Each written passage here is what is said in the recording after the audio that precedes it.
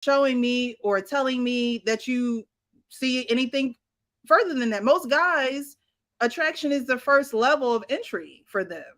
You're attractive. Okay. There's a lot of girls that are attractive that you probably got your eye on. I ain't going to insert myself in your life thinking that I'm the one. My ego ain't that big. It's just not. I'm just not going to do that. I am a firm believer that if you want something, man or woman, you're going to say it. Now, I think that we as women can do a better job at speaking up. I think that we can do a better job at, maybe a guy may throw the alley oop and we just not dunking it. You know what I mean? Maybe he is giving us the assist and we just looking the other way and the ball is going out of bounds. It could be that we're not dancing that dance with you. But I think with women, we want you to lead us in that dance. To me, love is a dance. So if you're not leading me in that dance, I may overlook you. I may just look right past you because that's how I would like a guy to approach me. But life is not always how you want it. It is not always packaged up how you thought it would be. And so sometimes you do have to go outside of your comfort zone to obtain or experience things that you would have never experienced. So I do think that sometimes women, we can do a better job at reading the signs. But again, I will never put words into a man's mouth. If you're not telling me, showing me is nice, but that's just like your mom never saying I loved you, but she would buy you everything. You needed to hear I love you. I think certain things don't replace the words that need to be said to people. Well, I can say personally, I'm sorry to cut you off, brother, No, go ahead. but maybe you can put a lightness on this for us. Me personally, if I find a woman attractive and I want to get to know her, I would try to straight up to her, like, listen, I find you attractive. Let's get to know and talk a little bit and hang out and see where this goes. What shoot from the hip? What kind of worst case scenario says no? Okay, move on. Right. And that's the best way to do it, in my opinion. But most I dudes agree. are not going to operate in that way. Most dudes are going to be they're going to kind of play it by ear. But I disagree kind of what you're saying, Precious. Most men, the way they show they like a woman or they really are interested in a woman is they give her their time. If a man is giving a woman his time consistently, he doesn't have to say anything. That's the sign right there that he is feeling you or he wants something more than with you. See, I appreciate that. And I think that you're giving me your time, right? Which is appreciated. And like one-on-one time, like it's just you and him.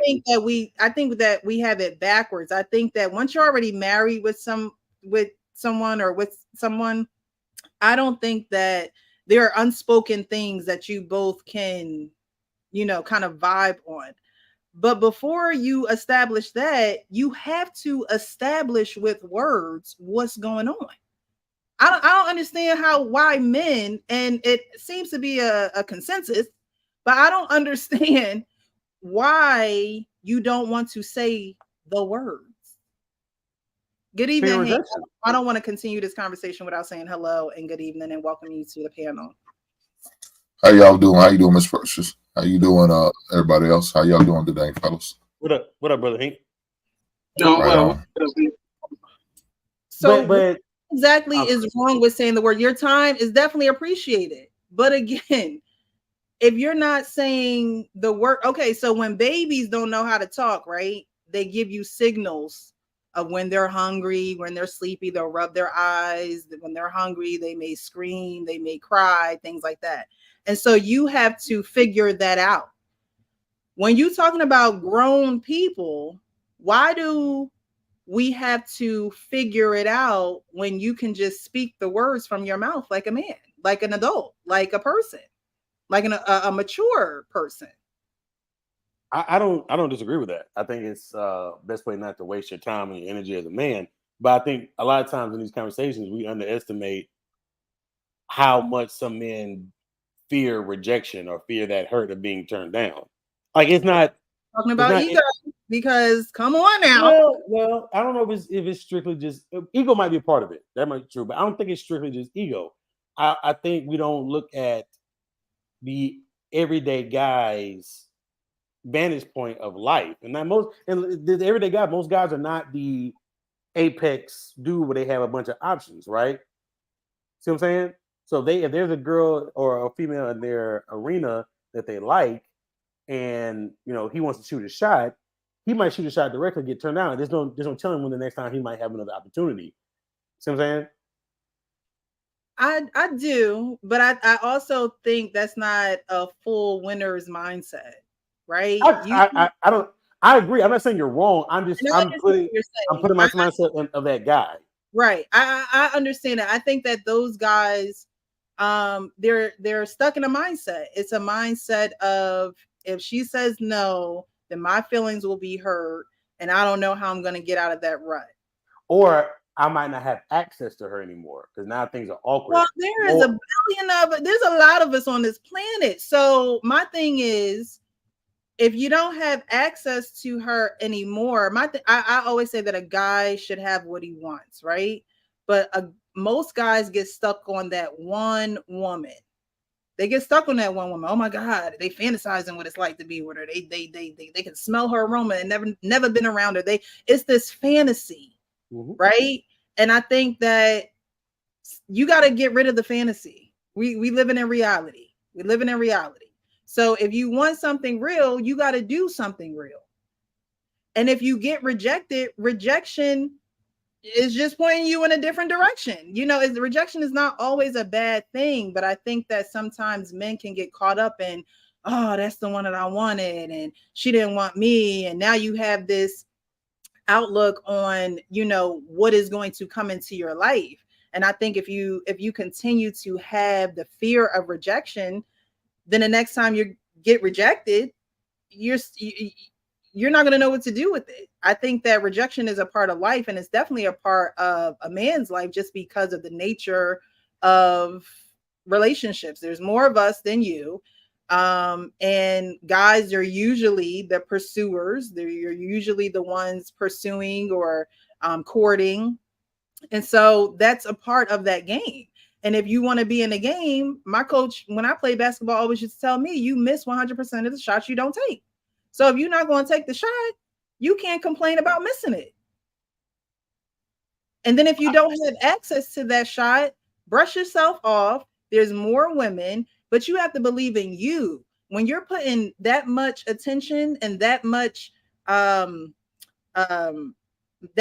weight on access to a woman, that means you don't believe in you and what you can get and what you can obtain just being you. And I think that's what's lacking in some men today. Like, you're fine the way that you are, but because someone rejected you or because someone made a comment, now you're thinking less of yourself. And that's not what's needed in today's society. We need men to be sure of themselves. We need y'all to kind of walk around a little cocky, because that makes the woman feel, more secure. That makes us like, okay, he got it. Like, he's good. But when you don't show those characteristics, that's not appeasing to a woman. I agree. I don't disagree with any of that. I'm just giving an explanation to the why I do what might not be doing that. Now, should he be doing that? No. My personal opinion, and it took me probably in my 20s to realize this, is like, I'm only going to focus on who likes me, right? And I'm going to choose from that group of people, and I'm going to treat the rest of them like they don't exist. But that's not how most men operate, unfortunately. Mm-hmm. So that's just kind of insight on why it's like that. Now, should it be like that? No. Should it be more of a, hey, let's not waste each other's time. No, I'm feeling you. What's up? And she's not with it, then just keep it pushing. But, that's not the world that we live in. All righty. Hank, thank you so much, Will. Hank, did you see the video that we played? No, I didn't. If it's not long and you don't mind replaying, I would greatly appreciate it. I don't mind.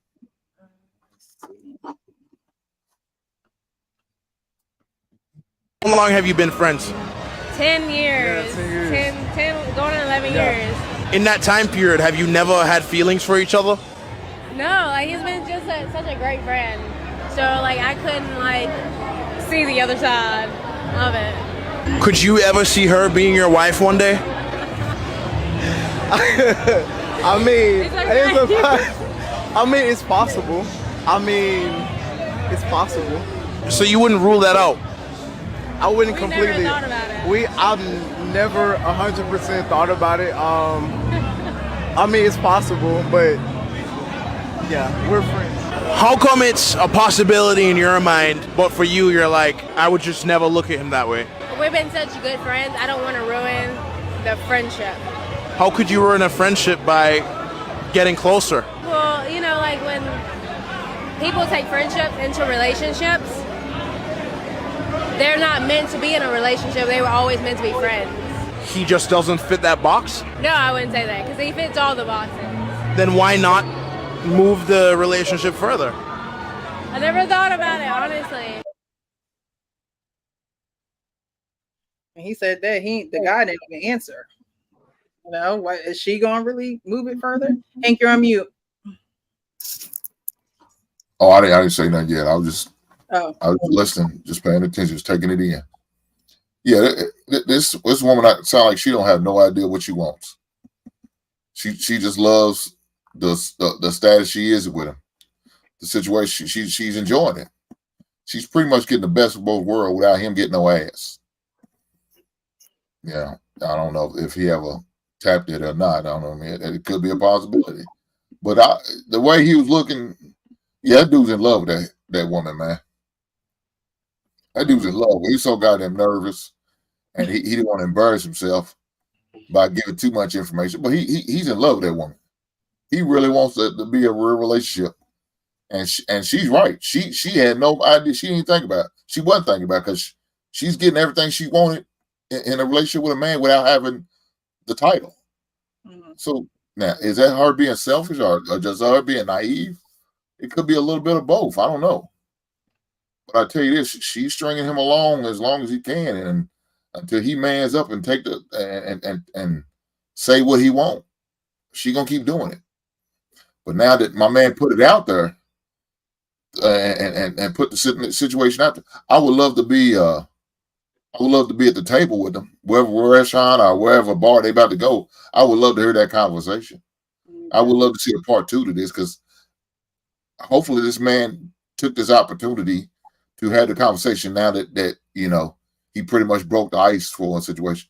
He pretty much put a crack in the door, and now he just need to slide on through and do what he need to do if that's what he want to pursue. So Like I you said, said that she's stringing him along, but they're in a friendship. So how is she stringing him along? because I think she does acknowledge, she does realize that he has some sort of feeling. Look, a man's not gonna be no friend with a woman that long without having some type of feeling. Then why don't y'all say something? I don't understand. That's him. But some individuals are like that because he's scared of rejection. I think that's what it is. I think that's his problem. He's worried about rejection. He's worried about, you can tell by his answers. He said, "Oh yeah, there's a chance." He wanted her. He wanted her as 100% chance for him to get in there because he didn't want to go anything below 50-50. He didn't want to hear that. It had, if he could have got 51%, he would have went with it. But if it's 50-50, he's like, "Oh shit, that means I'm gonna get turned down, and I could possibly ruin this friendship that she wants." But he really wants a relationship. I could hear it in his voice. You could see it in his answers. You could see it in his body language. The dude was so goddamn nervous. He's swinging side to side like a little child, man. Yeah, he wanted help bad. He wanted it bad. But she's like, "Yo, I don't want to mess this up." He said, "Well, y'all could be closer." Yeah, but yeah. And he's so nervous about even that. But I would love to see if he manned up and had a conversation at the table. I would love to know that. I would love to see a part 2. But I doubt if we will. But yeah, I hopefully he took advantage of the situation. That's all I can say. Right. I doubt it. I really do. I hope so. Well, one thing I want to say, and I think, like, maybe you can point a little light on this for us men, because you're the only woman on here. Like, is it more a attraction when a man's more confident, and like he goes to you like, hey, X, Y, and Z, versus like tipsing around? Then it is, because it gives us more security in knowing that you want us. You could be hanging around a lot of women. You could find a lot of women attractive. You could, but that doesn't mean that we feel special because you're doing it with us. You could be doing it with 10 women.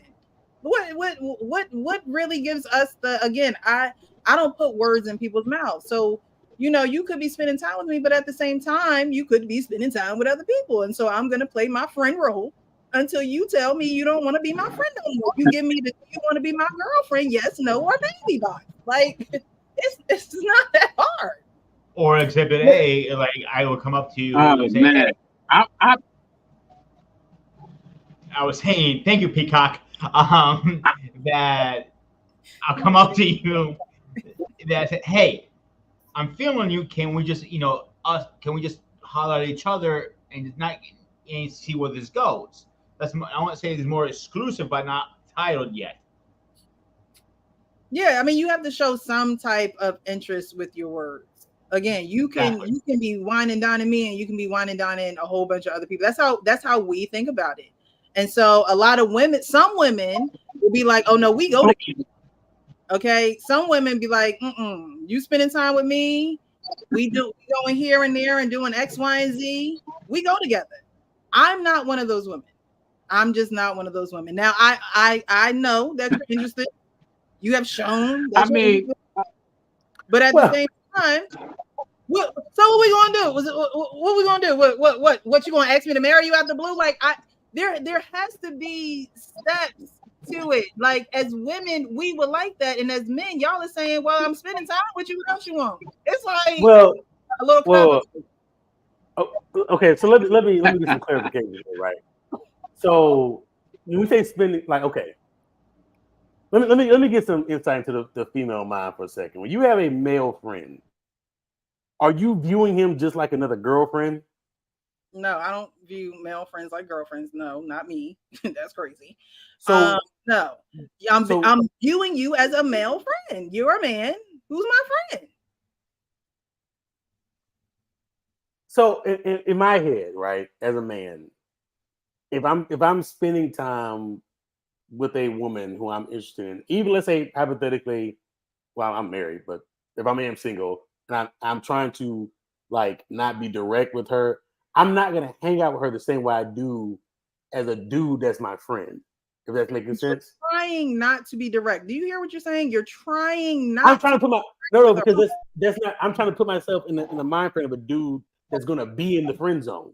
Okay. And go this route. So because that's what I'm saying, the whole man woman friend dynamic from my original statement is not natural. How does that even like? How does it not look like what it is that he's interested? You know what I'm saying? Like, it should be clear. Just off of let me jump in real quick. When a man, let me jump in real quick. Go ahead. Only because I have a lot of women friends that I am not interested in. We are strictly friends. To your point earlier, platonic, definitely, because we never cross that bridge of intimacy. And I feel once you cross that bridge of intimacy, to your point, it's no longer platonic. But the point is, it can revert back to platonic. I will say that safely, because if you cross that bridge and it just is awkward and doesn't feel right, yeah, that bridge won't ever be crossed again by the person who felt awkward. They'll be like, nah, I'm good. You know, so I can understand that.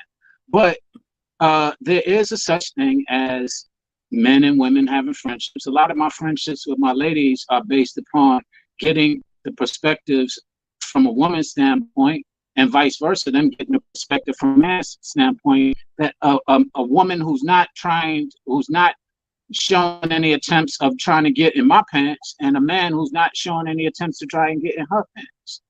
So it's a genuine balance of a perspective that is often valued in friendships. And no, it's not like your home, because your homeboy might not have the same mentality, or might not be able to understand. I talk to a lot of my women friends about who I am interested in, and vice versa. They talk to me about their man or their interest and so on. A lot of times they don't like being my friend because they feel like I'm taking this out of somebody that I should be their friend. Whose side you on? I get on, and I'm like, yo, I'm on the right side. I'm not worried about how you feel about this. I'm telling you, you dead wrong, and you need to treat them with more respect. I've even had women who tried to attempt to get on the personal side when they had somebody, and I'm like, nah, I ain't gonna let you do that to him. Because even if you gonna try and do it to him, I ain't. Oh, he's breaking up. You're breaking up, Sean. I don't know if you can hear me. I don't know. I on one hand, men will be like, don't assume that we're X, Y, and Z. And then on the other hand, y'all saying, well, we're not going to ask you if we want to be with you. We're just going to assume that you think that we want to be with you because we're spending time with you. It's, to me, it doesn't make sense. It's a mixed message because, again, a man will tell you, don't assume anything. If I'm not saying to you, if I'm not telling you out of my mouth that I want to be with you, that I want to, I see you more than just a friend in my life, don't assume that we're together. So I'm not going to assume anything. I don't think anyone should assume anyone's position in anyone's life. They need to make it clear to you.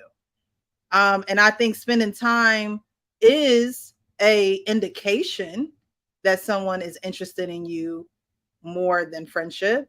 But I also believe that you go after what you want. If there was a job you wanted, you would go apply for it. You would go for an interview. If there was a car you wanted, you would go to the lot. You would talk to the salesman. If there is a boat that you want, like anything that you want, you are going to communicate with the opposite end of the person that's going to give you what you want. And you're going to tell them that that's what you want. So why is it any different when it comes to women? Because when you want to marry her, you ask her for her hand in marriage. Right?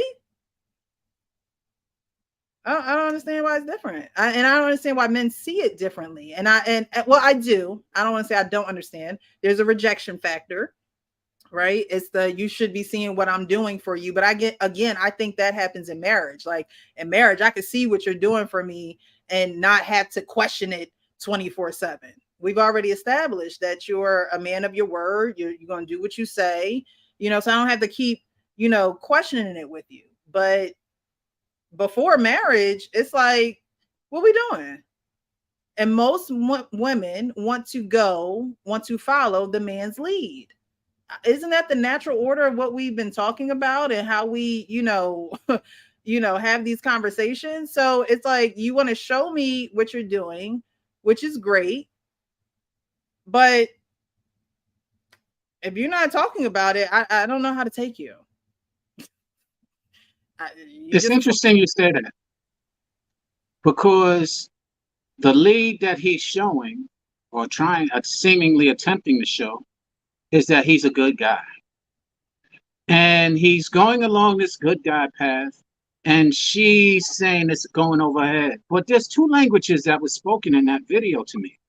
There was verbal language and words that were said, and there was body language. As soon as he asked a question, she immediately started patting him and tapping him, trying to say, wait, you don't want to say this, because she didn't want to go there. She's squirming, and every time I didn't think about it. To me, the body language spoke loud to me. Her body language spoke loud to me, saying she was just not attracted. She didn't want to go there, as Hank said. She was having her cake and eating it too and enjoying it. Meanwhile, he's playing Mr. Nice Guy. I'm just a friend. And he too, they both are fit for each other, because she's faking moves and he's faking moves. He's acting like he's the leader. Who is going to be the leader? So what male question mark says a woman has a mouth too? What's stopping her from pursuing a relationship with that man? What's stopping her from pursuing a relationship with that man is not leading in what he wants. I don't understand. Y'all say y'all want to be leaders, Jesus, but you don't want to lead in this predicament. I don't understand. I don't. So then I have to look at you crazy. But I'm looking at man, like, what's up?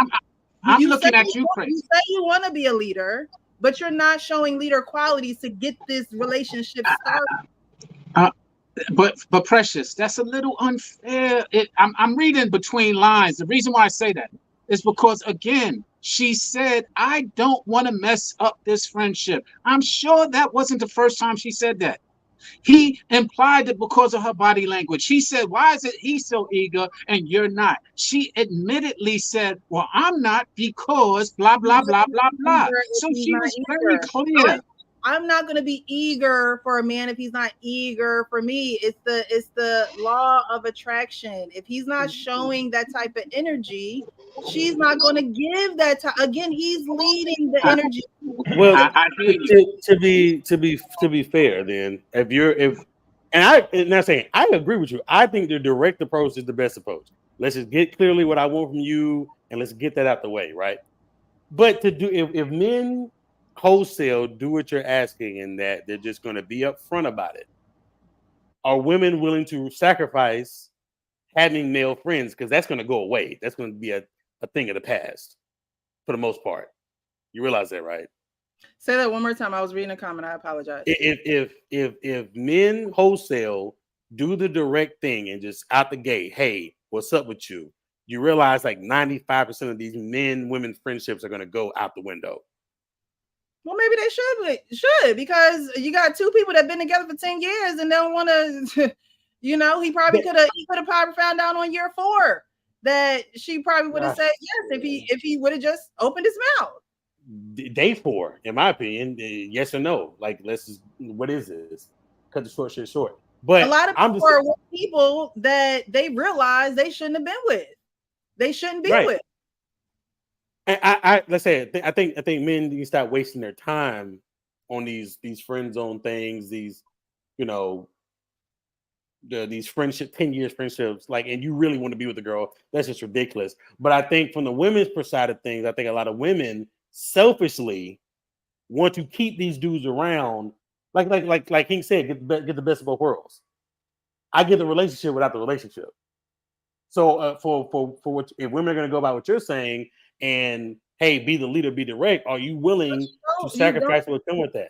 You don't get that's crazy. You don't get the relationship. You don't get the covering. You don't get someone, being in the same home as you and providing and protecting. You don't. That's crazy. No, you don't. Y'all hang out. You may go here, you may go there. He may do a favor for you, but it's not the same as being in a relationship. They're friends. If they wanted to be in a relationship, they would be in a relationship where they're working towards one goal. That would be a relationship. There is no stringing a man along. If a man not saying what he wants, he's stringing himself along. Wow! Whoa! Hold up, ease up. Hang on. Hold up, we got Cincinnati again. So shout out to I agree with 100%. And if you look at your comments that Taz saying there, I agree with what he's saying. He literally said, your wife is the only person you need to be a friend with, your girl, whoever.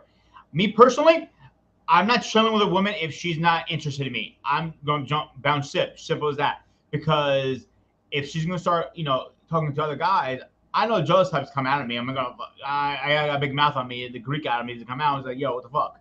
I'm hanging out with you, spending time with you, and you're going to F me over like that? I don't think that's cool.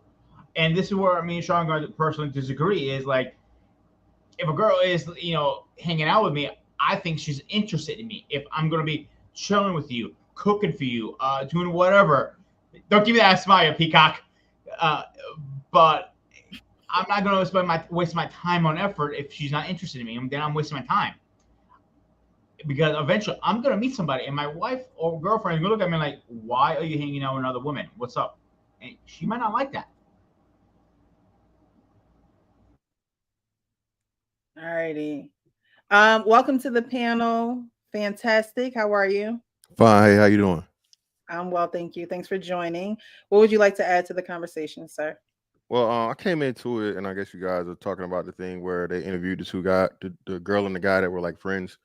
And I kind of disagree, and I think the last one you highlighted is kind of that women will definitely pursue if she's attracted. And I think more women are being forced to do that because of the stigma. You don't want to be called a simp. You don't want to seem thirsty, and women literally made it this way. So men have adjusted. My bad, my mic too loud. Okay, that should be better. So men have adjusted to, as we always do, adapted to the new dating market. So I'm not gonna be super chasing or whatever. I'm gonna show my interest, and if the interest is mutual, it'll be just that. But we're long past the days of where, you know what I'm saying, on some after 7, sun, rain, moon, stars, and mountains. Nah, that's over with. And why is that over with? Women made it that way. How? You needed to explain it to me because I'm not a young. Okay. Well, I'm not too young either, but I mean, you know, but so again, being that it's no longer appreciated and you have more of the hot girl summer, you know, city girls thing going, more women are saying they don't want a relationship, they don't want marriage, they just want a vibe, right? So a vibe is the moment. So she want a vibe and she's just trying to, you know, go to some random place, Miami, Cancun, you know, wherever they go or whatever, Vegas, have a great time. And it's more that YOLO culture and hookup culture. So hookup culture killed everything that you're talking about because it's more so about the sex than the you know, actual relationship and building stuff together. Okay, so because culture is doing it, you say you have to do it too? Well, yeah, men adapt. So if you're a man, and, men adapt, you're a man. You should go by the beat of your own drum. Why are men adapting to women? When did we start doing that? Well, men have always adapted to women. What are you talking about? I mean, it's sex.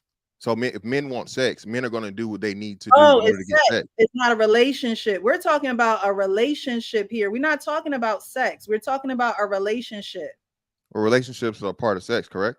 I mean, sex is a part of relationships, correct? You can have sex and have no relationship. You can have a relationship and have no sex. But we're talking about a relationship where two people are invested in one another and have a goal for their life, not just for the moment.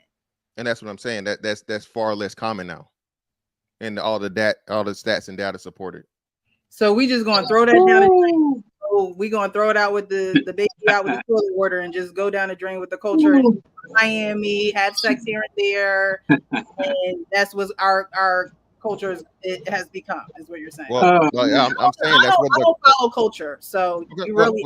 Well, that's cool. I mean, and that's, you know, everybody. That's the wonderful thing about life. Everybody has their own things and things they're looking for. You may be still looking for marriage, right? But a lot of people aren't. A lot of people, I'm not going to say most, but a substantial part of people are not looking for marriage. So that means now you have a much smaller pool to even get what you desire if you want to be married. You agree on that premise, right?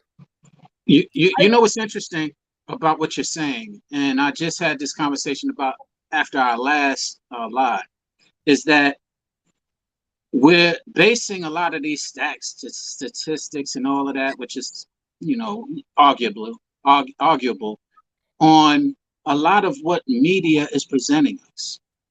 And we're basing it a lifestyle on what we're accustomed to seeing, but what we're watching is often driven by the same people and places. So that doesn't specifically make it of a majority. That makes it the majority of what we're looking at. Right. No. Well, no, that's not true. Again, the marriage stats are the marriage.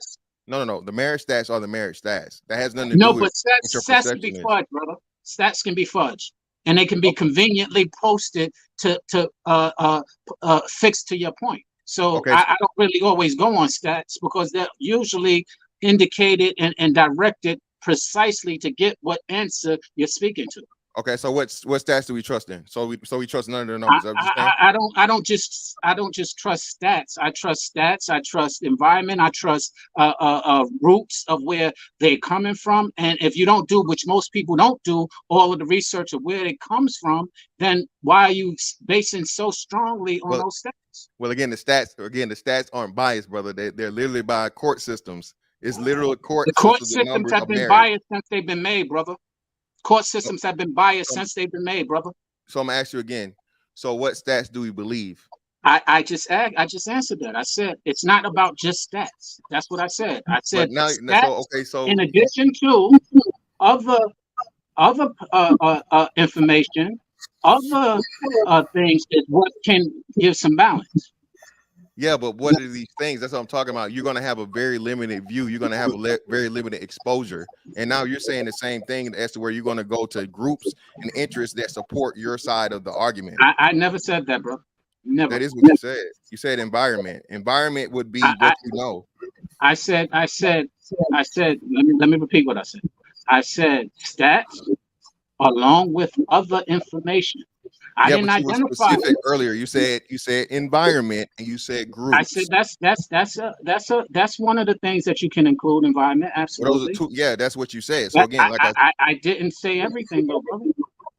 I'm not saying you said everything, but I'm specifically speaking to what you spoke of, brother. Your environment is going to be extremely limited and small because your environment would be where your regional area is.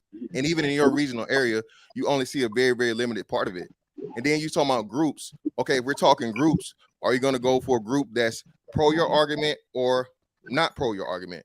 So either way you go, that's what I'm talking about. Can I answer the question? Can I answer the question if you're going to ask it? Am I going to go to groups that are, no, I'm going to go to both sides. I'm going to go to more than just one group. And I'm going to go to more than just one environment. I'm going to go to a lot of environments. I'm going to go to stats. I'm going to go to surveys. I'm going to factor in more than what we usually just factor in. And often what I'm trying to share is that what we factor in and we start pulling up these stats doesn't always apply to circumstances that we want to argue. A lot of times the circumstances are skewed.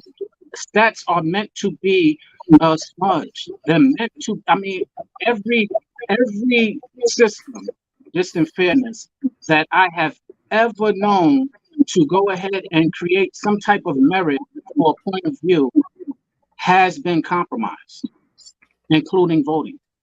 Okay, but we know that nothing is perfect. You're basically saying nothing is perfect. You went a long way to say that nothing is perfect. We know that, but still at the same time, you're saying now none of the numbers matter, and you just go by whatever you want to go by. No, man. Like I said again, it's not just. I never said none of the. I never said none of that matters, brother. I said you did when you. No, I said I never said none of it matters. Okay, well you didn't say. Well, hey, let me intervene, man, because y'all got a piss contest going on right now. So it depends. What, Mr. Fantastic, sound like you talk about a certain age of woman who's about that life you talking about. No, who's about that. No, this is all women. Again, if you look across. I found it hard because the woman I got, she's not nowhere near what you just explained. Now you're making it anecdotal. You're older man. I know a couple other women. But hold on. I know a couple other women who are not like that either, though. There are women out there, right? Even though mine's anecdotal, like you say, there are women out there. Now, don't put all your eggs in one basket. Stack the deck. Keep moving. I'm not going to, if she's talking like that, I'm going to move on to the next one. And I'm going to move on to the next one. Okay. If the odds in my favor and the numbers in my favor, I'm going to keep moving till I find that one I'm looking for who's down with what I'm with. Okay. And if she's not, then I'll keep it moving. Cool. No problem. I'm not gonna sit there and settle and stay around and elongate the situation with a woman who's not about what she needs to be about. I'm not gonna stay around with that. Okay, I'm not gonna settle for that. So this is my question. So that's what I asked. Now, Precious, just making sure you said relationship, correct? Mm-hmm. Everybody doesn't weigh or look for the same thing in relationships. Everybody's not looking for hey, your definition of marriage, right? Could be piece of paper attached to it, state sanction. Some people, actually from a religious standpoint, can be several people married to, in a thing. or hey, we're married, but there's no paperwork involved. So that's what I say when we try to do these things and say, okay, well, we're talking about relationships here. Everybody's definition of relationship is different according to the thing. Like you said, did you hear what Hink said though? Because it yeah, I like did. That's what I'm saying. He sounds. That's what I'm trying to figure. So Hink is talking about, I guess, marriage for him. He's a married man. He's saying as a man, right? As a man, when you go to find your woman, you go with a woman who agrees with your plan, not society's, not culture, your plan, whatever you want to do. Because a lot of men in your age bracket are seeing obviously these young girls who want to go to Miami, but you're entertaining it for the moment. Well, no, it's not.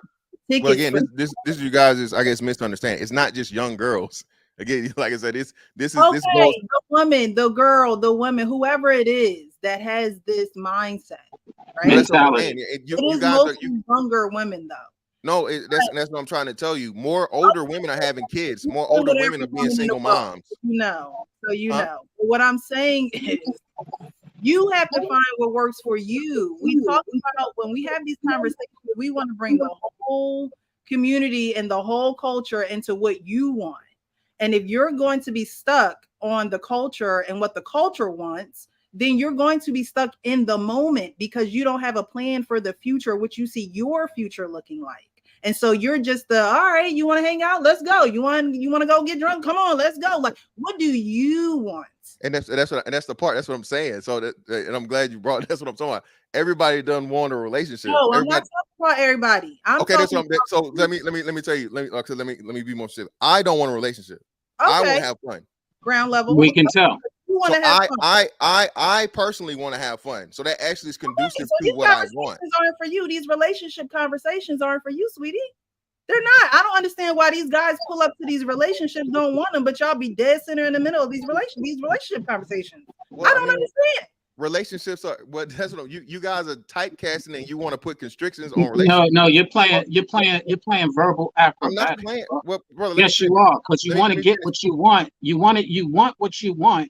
And you sit in there playing verbal vocabulary acrobatics to get what you want. I'm not, brother. Again, okay. this is what I'm saying. This is what I'm saying. Right. You guys are defining. Let him finish, y'all. Let him finish. You guys are defining your definition of relationship. I said this earlier. Different people have different things, and different people have different things in different types of life. I'm pretty sure now, men up here, and maybe you even, Precious, where you had something to where you guys weren't serious, but it became serious over time. Okay, most people in life don't come together and say, "Oh, you're going to be my wife, you're going to be my husband, you're going to be my girlfriend, you're going to be my boyfriend." You have a filling out period. You have a time of where you guys spend time to find if you're compatible. You know what I'm saying? Not even sex, just personality wise, and then eventually it gets physical, and then you go on from there. There's steps and tiers to a relationship. So you say to me that I'm disqualified simply because I'm telling you right now, I'm not looking for a relationship. You're not, I guess, not knowing my background. You know what I'm saying? But right now in this stage of my life, I'm not looking for a serious relationship. I didn't say ever. That doesn't mean ever. And that doesn't mean I haven't had previous relationships or relationship experience. You guys are making it seem like and sound like, okay, well, if you're in a relationship, you're disqualified. That's unrealistic. And that's I don't even understand it, because again, there are tiers and steps to a relationship. So for you guys to like try and disqualify me because I'm saying, oh, you shouldn't be in a conversation because you don't have a relationship. Well, damn, hold on now. A relationship starts at a certain point. You don't just jump right into serious relationship, serious marriage. There's steps and tiers to it. And if you're smart, actually, you try to get as much of that time of filling each other out before you make things solidified and serious. Right, but remember at the beginning I said we're talking about relationships, and you flat out say you don't want one. Yeah, right now I don't. You don't want one, right? No, I right now, no, I do not. But again, like I said, I'm going through the process of dealing with women.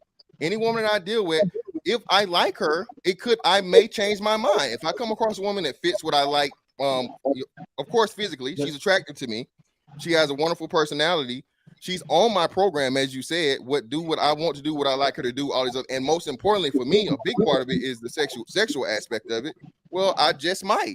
So that's why I say when you disqualify me and say, oh, well, you shouldn't even be in the conversation because of whatever. Again, people, I mean, things change situation. If you come into that woman that's perfectly fit to, just like I'm pretty sure for you come into a person that's perfectly fit to what you're looking for. Okay, you can change your mind and turn something that was quote unquote fun or whatever into a relationship. So but you sound like you have an issue with something that benefits you though, dog.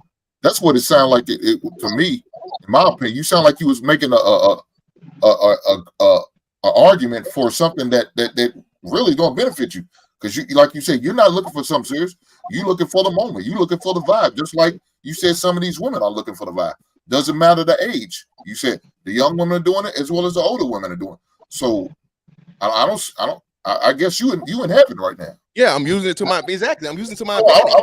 Look, I don't have no problem with that. So that's what I'm saying. That's my advantage. So again, if women I understand what you're saying, but it sounds like you was making it like it's a problem, like it's issue. When for you it's not. So somebody like me, it could be if I allow it to. That's exactly the point I was making. So what I'm saying for the people that are, older, younger, wherever you are, and you want a serious relationship, it's going to be harder for you to find that. You're going to have to do what you're saying. Those steps are moving around more often because less women want serious relationships. Okay, so do what you need to do. I mean, look, stick and move. I mean, don't. I'm agreeing with you. Tell everybody. Don't sit there and waste months and years on end on a situation that's going nowhere. You need to keep it moving. For any man or any woman who's looking for something serious, need to move accordingly. Let it be known from the giddy up. Don't play the mind game. Don't beat around the goddamn bush. If you're marriage minded, let it be known. I'm marriage minded. I'm looking for a serious relationship. I'm looking to be married within a year to 2 years from now. I don't got time to play 5 years, 10 years down the road, then get married. I'm not playing those games. I'm about getting my business, get there done now. This is what I want. This is what I'm planning on doing. If you're with it, let's rock. If you're not, then I'll see you later. I think the problem is, I think we're mixing the general with these specific situations. I think Fantastic came in talking about the general landscape of relationships, if I'm or the mating prospects, if I'm not wrong, right? Is that what you're saying? Exactly. Yeah, so I think he's just looking at the landscape of it in itself and making an objective view. And someone who watches Fantastic, I think his thing is that he is not looking for a relationship, but he's also not. Now he's not with marriage, same marriage, but he's not looking for a relationship, but he's also open to one if it does progress to that. Correct? Yeah, exactly. That's what I was saying. Yeah. Like, and I mean, thank you for having me up, Precious. But like, and this is what I say, especially for men. Well, it's like everybody likes to have their definitions, their rules, the way they see things. And like I said, I just look at things from a whole progressive process, especially being that I have previous long-term relationship experience, and fairly well. And if I say so myself. So this thing, like Hink said, I totally disagree with talking about I want to be married in a year. There's not enough time to know a person for me, and I wouldn't suggest that to any man to get married to a woman in a year's time. There's not enough time for you to learn and know a person that you plan on spending the rest of your life with. Okay, and the reason why I'm pushing back, bro, and no disrespect to your position, because I understand you're single and you want to be free, cool. But the last statement is why I push back, is because you're projecting your point of view onto people that might not really fit them. For people who are looking for a substantial relationship, you should not be giving them their advice because you're not looking for that. Brother, I covered that though. Listen, I don't know how you missed me covering it. I literally said, brother, whatever you want to do, you can do. I was very patient in listening to you, and I wanted to jump in several times. I was very patient in listening. Okay, well, you did that earlier, but go right ahead. Yeah, that was earlier, but I was patient since then. So the point that I was making is that I see your point of view. I understand your point of view. I think that your point of view is, I'll even grant you this, popular right now. It's very popular. It's very selfish. It's a very selfish point of view. I just want what I want and let it fall where it may. But that's my opinion on it. And like I said, it's not directed at you. It's directed at society and what is popular in society, to your point earlier. And so society is failing at relationships right now because of that selfishness, in my opinion. And everybody is just continuously growing more and more, adapting to that selfishness. And so your point of view that you made earlier was valid. I agree, but it continues to perpetuate because instead of addressing it and seeing where there might be issues to it, because really it boils down, and I've said it several times, to not being able to trust each other. And the reason why we're not able to trust each other so often is because we ain't trustworthy. We out to get what we want. So I'm not knocking anybody who's doing it. Do it. Let's just be honest about it. All right, this is what I'm doing, as you just did. So to your point, I agree. You just did that. Initially, you was just coming on with stats and all that. And it wasn't against you. I'm just tired of hearing stats because that a lot of them are full of shit. And so, you know, and we like to use them to really substantiate our viewpoint. And our viewpoint can be somewhat just leaning towards what we want and how we want it to be designed, our narrative, and we're projecting it basically. So that's all I was saying. And yes, you've been saying that, and all I'm saying is you're projecting your viewpoint out there. Yes. And that's all that we'll leave it there. You go ahead. Okay. Yeah. The new brother. Yeah, the new brother's echoing. The new brother. Brother Payne, turn that YouTube off, man. Yeah. I think he's old. He good. He old. You gotta show him some grace. Okay. So again, brother, everyone is selfish in a way. Okay, because just like you say, you want it. If you're literally identifying being selfish with saying what you want marriage. So if you want marriage, hold on, wait. If you want marriage and the other person doesn't want marriage, but they want to be in a relationship with you, aren't you being selfish? Aren't you like that's what I'm saying? You guys are making a lot of like. I guess it sounds good. No, you have boundaries and you have certain standards. If you want to be married, the other person don't want to be married. That's not being selfish. That's saying, hey, you don't meet the qualifications of what I want for my life, so we're gonna keep it moving. I mean, if you want to call that selfish, then I guess you can. But being with someone and not marrying them and reaping the benefits of that relationship, not being under a covenant, is being selfish too. So I think it just goes. I think it's what you prefer. If you don't prefer marriage, that's fine. That's what you don't prefer. But if somebody prefers marriage, then they're okay with preferring marriage. But my thing is, there are guys who don't want to be married but find themselves in the middle of conversations that centered around being married. Yeah. Okay. Can I? I want to cut you off. Go ahead. Okay, so that's what I'm saying, and I'm shout out to Dub. I'm an advocate for men. So a man that's an advocate for men would give a man wise counsel and say, "Hey, brother, are you sure you want to get married?" You know what I'm saying? Just posing the question. You can do what you want, but and this is why I say you guys keep belittling the stats and keep turning these things down. Divorce is in favor of the woman, not the man. So when you guys come out here and you say, "Oh, I'm going to be married in less than a year's time," well, the stats say that's probably going to fail. And the younger you are, the higher the rates and the chances that we're going to fail. Even though just throw the stats away, I guess. I guess the stats don't matter, even though age groups and things tell you that, you know, you're going to have a certain level of sex or more chance of success due to your age. But let's totally throw that away. But either way, this is what I'm saying. This is what I'm saying.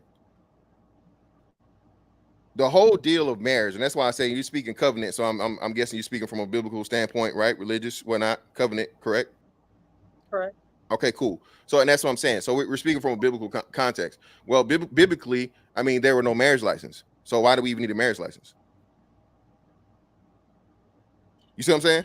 I see what you're saying, but at the same time, why? Because of what you just said earlier. Society has placed it on. You take that wise counsel from. If you're telling people not to get married because it's not in the men's favor and it's in the woman's favor, that's your wise counsel. And again, and it goes with the stats that I feel like it's a fear tactic actually on our culture. Thank you. Tactic on our people. Black people, Grooming and Reviews, you know, I don't know about your people, but our people, we use those statistics and it scares the hell out of people to be in relationships. It scares them. So it's like, why are you leading? Why are you leading with numbers that you could positively affect in a different way? It's like, oh, well, you know, these people are getting married and people want to get flown out, and I'm just going to flow down the river like a dead fish because that's what everybody else is doing. And if I change my mind, I might just come back to life and go back upstream. It's like you have to have an anchor. What are you anchored in? If you're anchored in the statistics, then statistically, you probably won't have a successful relationship. Well, no, and again, that's what I'm saying. I mean, everybody thinks your marriage, they have the perfect marriage until they don't. I don't know. Nobody, you know, right. That's called work. You got to work at it. Marriage ain't perfect. It ain't going to be easy. It ain't going to be a walk down the park. It's called work. Yeah, I understand that. Like I said, somebody has an echo. Can I jump in for a second? Again. But yeah, so I understand that completely, totally. Again, that's what I'm saying. So you guys are like telling me stuff that's neither here nor there.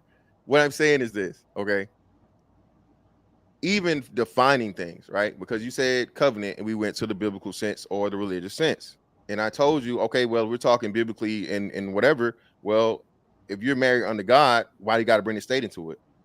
Again, I'm not against marriage. I'm against state-sanctioned marriage. I'm going to get you getting a piece of paper that gives the state law and order over your relationship. You have to give them permit. You got to, you know, all these things you have to do. And if things don't work out, now you got to go through the state and pay the state to break up. You got to pay the state now. You had a social number when you were born. They're over you already. Yeah, but that's totally different than being married. Hold on. Let me speak as someone. Hold on 1 second. Let me speak because I'm married almost 8 years.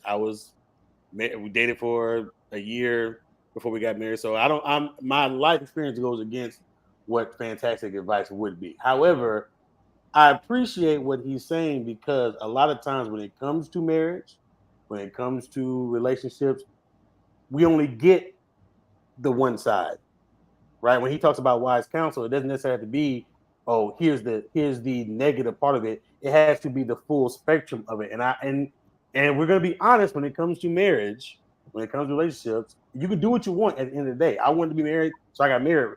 But you still have to get all the information that have to make an informed decision. I don't see why that's getting so much pushback. And get all the information is what people aren't getting married like they used to, and all the statistics and the pushback. See, I'm the person giving the pushback. Comes from the fact that you conveniently use the stats as your anchor, as Precious said, and then when it comes to the Bible, you dismiss the anchor. So to the point that she asked, and I asked you the question directly, Fantastic, what is your anchor? What do you mean? As far as what? As far as determining, I guess the success or the marriage. What is your anchor to determine your pursuit of marriage? Are they the stats? Or is it what now? Are they the stats? Is it the Bible? The stats are the reason why. Okay, well, hold on, let me fully answer. So again, the stats are the reason as to why I'm never going to be state sanctioned married ever again. I'm never going to have to worry about a piece of paper to justify or solidify my relationship. If a woman is with me, she's on my program, whatnot, what have you, we're going to be together, and we're going to be able to do it without a piece of paper. We can be monogamous. We can be again under the covenant, under the eyes of God, because again, God don't respect no piece of paper. So I'm using you guys as premise. You want to keep taking it to the point of where, again, that's why I said what I said. It's a biblical fact that there were no marriage license. You know what I'm saying? Adam and Eve didn't have a marriage license. Have you done it? I'm laughing. I'm laughing, and I want you to come in, Payne. I want you to come in, but I'm laughing because you sound like me years ago. Have you been married before, Fantastic? Yes, I have. Okay, it makes sense now. Yeah, it does. Oh, why do you say that? Because you're afraid. literally are fearful of getting married. You're afraid. Well, no. Again, and that's what I'm saying. So, no, I'm not fearful. I'm not fearful of being married. Again, this is another stigma that you automatically say. Well, okay, No, we're listening to you. You're afraid. You're I'm not. going. Again, You're approaching things in I'm fear. telling you, Mr. Boudin. I'm telling Bolden. you, I am not a Bolden. I am not afraid of marriage, brother. I'm I simply hear telling you. you. I understand. I'm telling you, I understand, and I've done the work, and for a 10-year period. Okay, made things work to the point of where I had to make it work. Okay, and things didn't work out. Now, let me tell you guys. I know we hate stats over here. Okay, but No, I don't know if you. that's it with the stats. They're just not going to lead me. But you can go ahead. I don't know if you know this, but the majority of relationships fail. All of them. Marriages, boyfriend and girlfriend. Hold up, boyfriend and girlfriend, friendships, working. The majority of relationships fail. So Why? you guys using this thing. Hold on now. Why? So would you tell a person? Why? Would you tell a person? Why? Brother, let me finish. Would you tell a person that either quit or got fired from their job that you're scared to get employed again? Would you say that? Of course not. That'd be asinine, right? Wait, no, it will be. If they approach it the way you're approaching it, yes, I will tell them that. Because Okay, they're approaching it from a cynical standpoint. You're approaching it from a cynical standpoint. Critical and analytical, brother. Can I chime in for this for Please, a second? Arpine, thank you so much. Hello, how you doing? Thanks for letting me up. Hey, let me chime in for a second. Listen, fantastic. I don't have any issue with what you're saying. I just would say, and this is not a slight, that in this situation, you wouldn't be considered an honest broker from the standpoint that you have a negative experience and it leads you into certain aspects of what you're saying, even if what you're saying is not wrong, right? So, you know what I'm saying? Because I heard enough of what you're saying. Now, I know you're going to frown because it sounds like everybody's pounding on you, but I'm really not.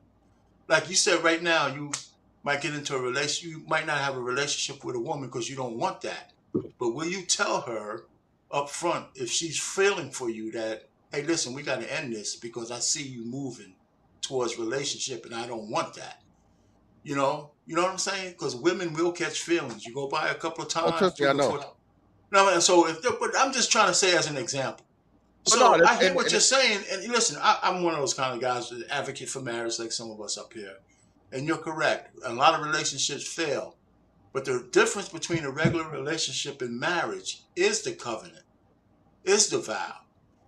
It's the fact that when you combine and conflate what the state wants and what the religious sect wants, those two things could be different and are different, right? The domestic, the state thing is a legal contract, but the vows is what people are lying about. People, that's the issue. The vows to God in church is what people don't seem to understand and agree with. They say them as a matter of ceremony, but nobody spends enough time going over the vows as a part of something that you need to stick with for the rest of your life. Or you don't do it. And we don't talk about that enough. That's all I'm saying. So this is not you on you, brother. This is just in general. And that's what I've been finding out by my research. And what I'm going to land it here. And the biggest example of that recently was the chick who couldn't even say the vows at the altar. She couldn't even say the vows at the altar, but it's not her fault. It was the groom's fault and the pastor's fault because he went through counseling with them, and instead of him doing his job and saying, you can't get married in my church, you're not ready. She's not ready because she can't even say the vows, and you're not ready because you're not looking at this woman clearly. She just wants to go through the ceremony. And the man's fault, the groom's fault, is no way you should be enamored with a woman that much who can't even respect you. And he didn't see all of those red flags. And that's when I dissect that whole little shebango up there. I guess you saw it too, right? Fantastic. Yes, sir. You must have saw it. So that's how I look at it. So half the divorce rate that you're talking about is so high because half of those marriages should have never happened in the first place. And that's why I don't disagree with you. But I think, brother. Go ahead, Joe. My bad. No, but I think my check. Okay, I think that's to his point though. I don't. we when you're talking about religion and getting married based on the Bible or religious things and the state, we know that the vast majority of those marriages include the state. So you can't just ignore that side of things and the potential risk on that side of things or what might occur, because like you said, Arpain, most people don't take those vows seriously. But when the things end, that piece of paper, that marriage license, has a real damning effect on a lot of people and a lot of men. So I think all Fantastic is doing is just looking at that side thing. Hey, brother, take all the information into account before you make this potentially life-changing decision. I don't see why that. And as I'm saying, as a married man who is married through the state and religiously, well, I took all that into account. So that you can't just dismiss that part of it. No. I'm not dismissing it. You gotta separate, right? There's a reason why our country separates church and state. Okay, they both have a part to play. If you're not going to do the vows based on the church, but you want to be with somebody, even if you don't want to go through the state for marriage, you still have to have paperwork. If I had a common law wife, and there's only 7 states that recognize common law anymore, but if you wanted to live with a woman and you wanted to dedicate your life to her without getting married through the state, you still have to have paperwork. You have to have paperwork for powers of attorney. You have to have paperwork so she can come see you in the hospital, so you can see her in the hospital. If you're not married in the state and the hospital doesn't know who you are and you're not a relative, you couldn't even see your loved one. So you got to have paperwork. You got to have will. And here's the big one. If you have children, who's going to take care of your children if both of you die? The maternal grandparents or the paternal grandparents? And if that's not written down somewhere, then the state takes over automatically. Well, so, actually, brother, so I'm just saying. Go ahead. Well, no, that's what I'm saying, brother. It's more than just that, right? That's what I'm saying. It's more than one way now to have the full benefit. I agree with that. What's crazy is what people didn't understand and realize that people of same-sex marriages were using these avenues the whole time before they made it. Trust and, like you said, wills and power of attorneys, all the different things. You can have the same rights as a state married couple. You know what I'm saying? But just, through other means, right? So thank you for bringing up that point. Well, here's the point, though. Here's the point. I'll be real quick. How many people do that? And let me tell you, how many married couples actually have their shit together in terms of wills? And that's why I bring the argument or the point of what I'm saying to what Dub Will was saying. I'm trying to give men the complete and total best option for them, while actually being able to do something that you want to do. A lot of men still want to get married. You know what I'm saying? A lot of women still want to get married, but right now it's just not the majority. Again, I know we don't like stats for whatever reason, but the majority of marriages are failing. The more than 51% of marriages fail. No matter what the issue, the choice, or whatever the reason it may be, you have to take that into consideration. So when I'm talking to men and I'm trying to tell men to get the best possible situation, right? Of family, wife, children, eventually, whatnot, what have you, or just help meet the person you want to spend the rest of your life with. But again, man, you guys are older crowd, but shout out to Dub Will. Like Andre 3000 said, forever never seems that long until you're grown. Forever, lifetime is life. That's a long time. All right. And being able to work with a person for the entirety of a lifetime, you guys work things out. Trust me, I know it's work. Been there, done that, right? But at sometimes there comes a point to where people separate, people grow apart, people have different philosophies. There's certain things people want to budge on or not budge on. It comes to the point of where, hey, you may just have a totally different outlook on things. It may be good or may be bad, so on and so forth. Like I said, just to give you guys context, me and my ex-wife, we have a perfect relationship. Hell, it's actually got a little better since we got divorced. We share a kid together. We co-parent. I don't have no drama with her whatsoever. We actually had a very decent conversation today, just on, whatever. So this thing of where we get to this point of where, where you're afraid, you're scared. No, that's to belittle my point of view and my argument and say, because I was unsuccessful, like the majority of people were unsuccessful in marriage. Okay. The majority. And again, that's why I brought up the facts of the matter, that the majority of relationships fail, no matter what they may be. You're telling me simply because my marriage didn't work out for a lifetime until we died together. You know what I'm saying? You know what I mean? Side by side and laid in that casket. Okay. That somehow now I'm disqualified or I'm jaded or I'm this. No, that's not the case. I bet I actually have a better understanding for marriage and what it would take if I were to embark on it again and do it even better than I did the last time. But that's why I say when you give at any point in time any type of pushback to conversations, it's immediately like, oh, you just no, I'm not anti anything. It's just like I'm really seriously trying to have the full conversation, and that's what rarely happens when we're talking about something as serious as marriage under the covenant that you're talking about, because a marriage is supposed to be a lifetime. When I got married, my plan was to be with my ex for life. It just didn't work out. But if I do again, question is, and then we're going to move on because we've been on this for quite a while. But my one question would be, what did you consider before you got married? Because it doesn't seem like you considered this before you got married. So now that you have been married, and you know it didn't work out, but you guys co-parent well, you're now on a road to a better relationship, right? What did you consider before you got married? And I do want to know, at what age did you get married? I was 26, she was 20, so we were young. We were both young. Okay. So that's another part of the thing to where I say, according to the stats, we had a lesser chance of doing it because we both got married too young, pretty much. And that's something we actually said to each other even before I knew anything about stats and so on and so forth. Hey, we might have just did this a little too young. You know what I'm saying? We were both, you know what I'm saying, learning ourselves and growing and stuff like that. And we were together for a substantial amount of time. We were at least 2.5, 3 years before we even thought about marriage. The whole aspect. What did you consider as a man going into marriage? You didn't consider the statistics that you're considering. I didn't even know about them. I was ignorant. I didn't have that to consider. Right, but what made you get married? Were your parents married? I loved my ex-wife. Okay. So now statistics has a bearing on the love that you'll have with another woman? No, the statistics won't have have a bearing on the love. The statistics that have the bearing on, like I said, her understanding the facts of the matter, that if she wants to be with me married, that I'm just not going to be willing to do it on a piece of paper.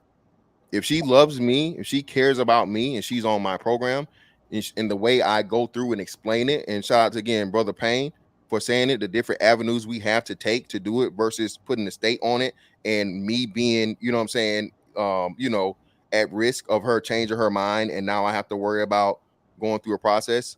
Yeah. Okay. Alrighty.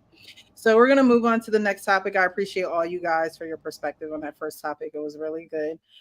This topic is actually asking our advice on what this couple, or actually what this woman, should do. So in the first video, the woman and the guy, they were just friends, platonic friends. You asked them the question, hey, do you guys think about taking it any further?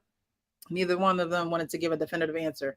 And this one, we have a woman kind of going back and forth. And so I want to get you guys' male perspective on what she should do. To this show. We love that's a great addiction. I can relate to so many different scenarios, and I cherish the honest advice y'all offer. So here's my scenario. I had a very off and on relationship for the last 3 years. It wasn't healthy, and I knew that I didn't want to spend the rest of my life like this. We broke up more times than I can count, but he always knew the exact things to say to get me back. And deep down, I knew that I still had a major attachment to him, as well as low self-worth, if I'm being totally honest. The more I went to therapy, the more I realized that our relationship was abusive. He did a lot of things that I tried to forgive and move forward from, but I had to realize that forgiving someone doesn't mean that I also have to let them back into my life. So I've decided to stick to zero contact for good this time, and I'm much happier without the stress of the relationship. But I came across something that hints that he has now gotten with someone that he gaslit me into thinking they were just friends when we were together. I didn't believe it, but I didn't have hard evidence. It's really bothering me. He didn't cross my mind at all for some time, but now learning of this, I'm now finding myself constantly thinking about him, checking his socials again, contemplating unblocking him, and I'm so triggered all over again. I want to know, why do I still care so much? And do you have any tips on how to continue to move forward? I know that I do not want to go back, but why won't the thoughts and feelings? Alrighty, so what do you guys think about that video? Dubwell, I see you up there. Let me go do some real quick. I'll be right back. Oh, okay. I got a lot to say about that. Okay. Hank? I mean, sound like she's in too deep. Mm-hmm. She can't get him out of the system for whatever reason. But she's gonna have to separate herself from everything about him. Anything that reminds him of him, she's gonna have to separate herself. I mean, she may need to get off social media just because she won't be tempted to go, look in on his social media. Then that's what she needs to do.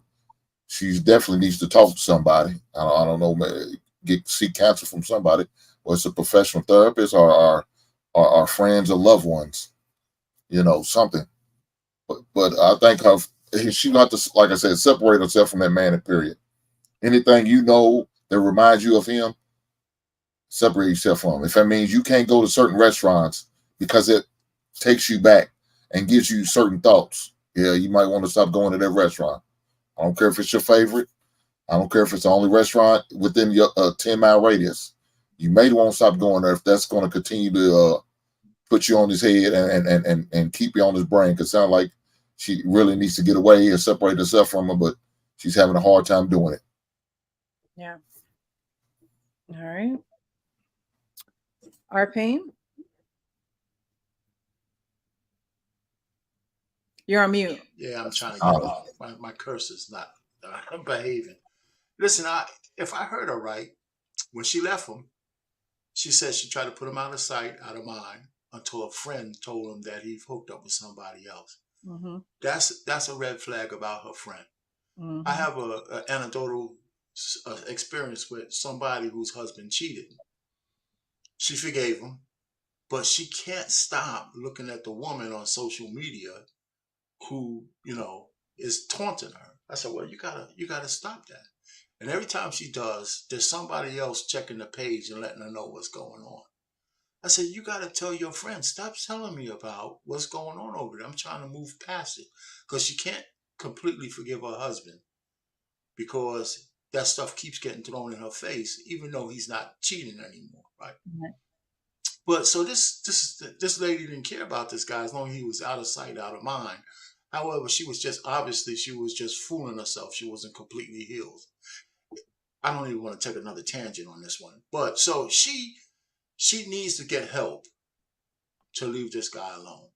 And I don't know who she needs to talk to because somehow if she gets a therapist, it's got to be a man. She can't go to a female therapist because the empathy seems to be always too thick when you go talk to another woman. I believe so.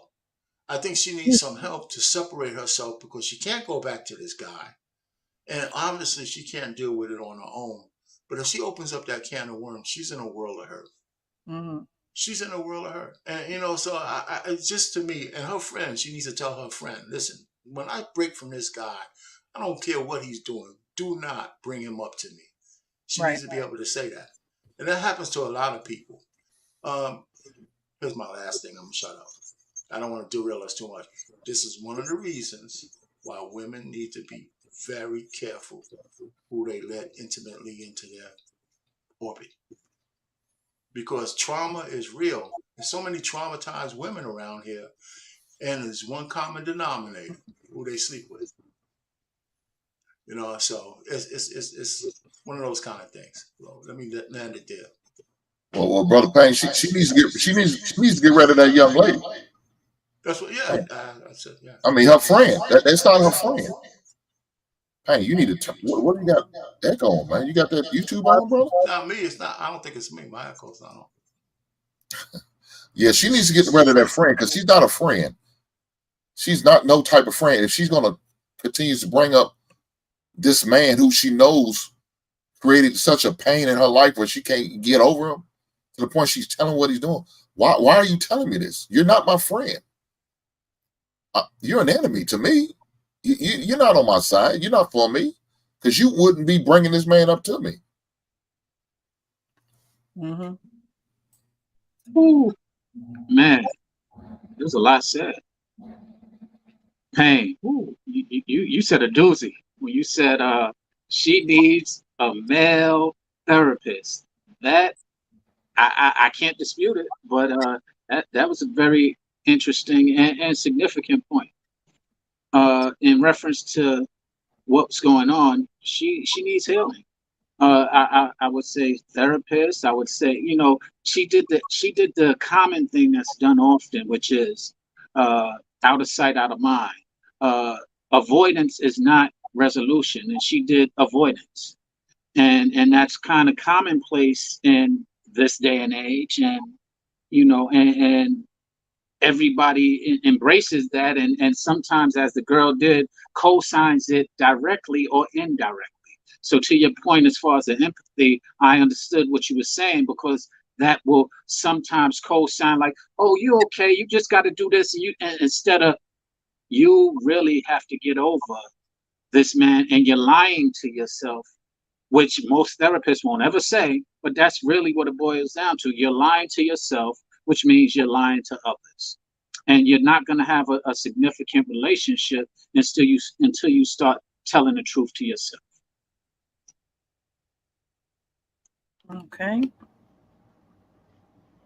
There you go. Well, first of all, to your comment earlier, yeah, Greeks do believe in marriage. They are 100% into that. I wanted to touch base really fast. I think she needs to rediscover herself before she even thinks about anything. Do things that keep her mind busy, keep her mind off it. And over time, it heals. Time does heal, believe it or not. She's so hooked on what happened between those, and she's so still in love with the guy. Obviously, she cannot move on. Find an activity. Go to the gym. Shoot pool, bowling, tennis, racquetball. Figure something out. You can find 100 different kind of stuff to do to keep your mind off. When you're sitting at home doing it every day, go to work, come home, go home, go home, turn on the TV, you know, your mind wanders and you think, what if? My advice to her is keep yourself busy, get active. I think she needs to change her whole mindset about that guy. I'm sorry, I didn't mean to go out of order. Can you play that video one more time so make sure I heard her right?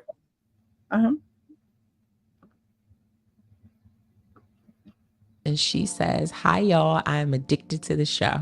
We love that's a great addiction. I can relate to so many different scenarios, and I cherish the honest advice y'all offer. So here's my scenario. I had a very off and on relationship for the last 3 years. It wasn't healthy, and I knew that I didn't want to spend the rest of my life like this.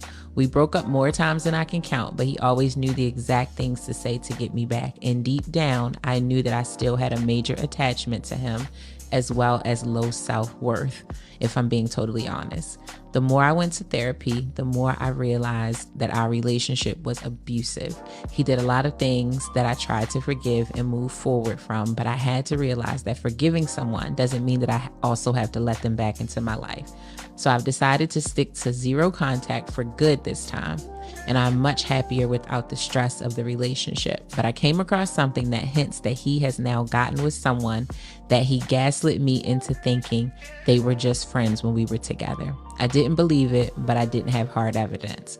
It's really bothering me. He didn't cross my mind at all for some time, but now learning of this, I'm now finding myself constantly thinking about him, checking his socials again, contemplating unblocking him, and I'm so triggered all over again. I want to know, why do I still care so much? And do you have any tips on how to continue to move forward?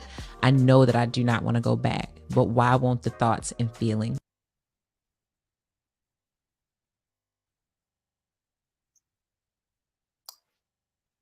Can you hear me? Yes. Okay. So she already went to therapy. Mm-hmm. Okay.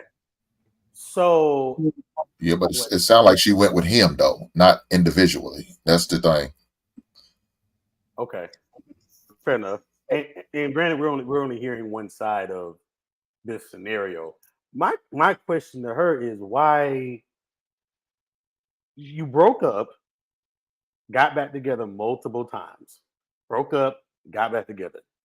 I didn't hear her say he put a gun to her head, or he, was on some caveman stuff, you voluntarily went back multiple times. Then after going to therapy, whether it was joint or solo, you had no contact. Now, Grant, I agree with what everybody said about the friend was on some messy stuff, right? But if you were truly done with that toxic, abusive relationship, it should matter who he's with or who your friend tell you. He could be with your mama for all you know. I'm done with it. What this young lady needs to do is really do some self-reflection on why is she addicted to toxicity? Why is she addicted to the drama? Because she's the one that is voluntarily putting herself back into this. And let's just, for the sake of argument, let's say the guy is a toxic guy, because we don't know. He could be a good guy for all we know.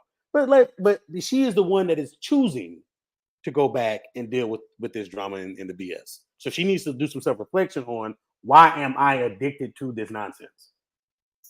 That's what I would say.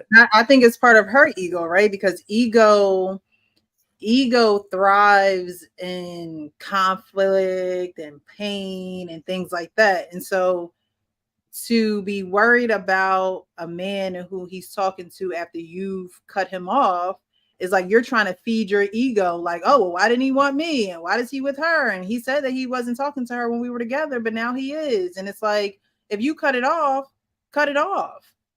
Cut him off and keep it moving, let go. But I think that's the issue with ego. People aren't letting go of those mindsets, those toxic mindsets. It's like you were on and off with the guy, which means y'all didn't have a healthy streak of relationship because you went on and off. So if you know that your relationship wasn't the healthiest, why are you medicating yourself with what he's doing now? It's like you're trying to soothe yourself, but you're not getting the soothing that you thought that you would get. It's like, just let it go. I don't know why women do that. They want to see this picture of something thinking that is something that is not, when it's exactly what it is. It's what's being shown in front of you. And the more that you hold on to it, the more bruised you're gonna get, the more it's gonna hurt your hand, the more it's gonna hurt your heart, it's gonna hurt your head. It's like, why aren't you letting it go? You know, she's like, well, I don't know why the feelings and emotions won't leave, because your mind won't leave it. Your mind won't change. And I think with ego, the biggest thing with ego is our mind has to change about some things. You can't continue to look and be in a space that made you, sick and think that you're going to get healed in that same space. It's not going to happen. You want things to change, something has to change. But that's my perspective. Fantastic. Yeah, it just looks like I guess you guys speak from she has like a soul tie or something to him. And they were mostly, like you said, she said she used a lot of buzzwords, toxic and all these different things, pretty much situationship or doing whatever they were doing. And I guess it's just the point of the matter that she's went back and regrets because she's been keeping up with him while saying, she was done with him, but the whole thing was another woman. And the best way to get a woman's attention is another woman. And especially if it was one that she suspected, as she said, him dealing with while they were dealing with each other, even though she says it was, was nothing official. It's just that curiosity and that that thing of another woman being in the picture that gets a woman's ears poking up, sounds like to me. So and it's like she keeping tabs with it feeds the ego, like, I knew he was talking to her, I knew they had something going on. And it's like, okay, but y'all not together no more, so move on. That should be even more ammo for you to move on, for you to go in a different direction with your life. But instead you want to be held back by the thoughts and the conversation of what he's doing. I think I'm sorry, I didn't cut you off. I think a lot of women need to be honest with themselves that they like that drama. They like it whether it turns them on or whether it just brings some kind of excitement to life. They like that stuff. they enjoy it. So what annoyed me when she said it was abusive. I take that term abusive very seriously, especially when it's being charged to a man. If you are truly being abused and you get out of that situation and then you voluntarily go back, I ain't got nothing else for you. That's just me. You got one time, and this is for whether it's a stranger or somebody, my loved one. You got one time to tell me a dude is doing something to you abusively, whether mentally, physically, whatever, and you get out and you go back. Now it's a choice. Right. Now it's not abuse anymore. Now you own you're a masochist, really. Whether you're emotional masochist, you like this stuff. So that just annoys me when women use that term, like I said, being these buzzwords to kind of, I guess, garner sympathy or to put themselves in a better light. No. Tell the truth. You enjoy it. I don't know. I don't know if it's much. I don't know if it's enjoyment. I think it's what Grooming and Review said is like, you're not doing anything else with your time. You know what I mean? If you were focused on something, if you had something else that was taking your mind away from the dude that you're no longer with, then you could literally mentally focus on something else. I think I'm not quite sure if it's enjoyment. I wouldn't say women enjoy that type of behavior. I think is they haven't really found their purpose, because why would you continue, to be wrapped up with somebody that abused you? Like you said, y'all in on and off relationship. She found out that he's with somebody else.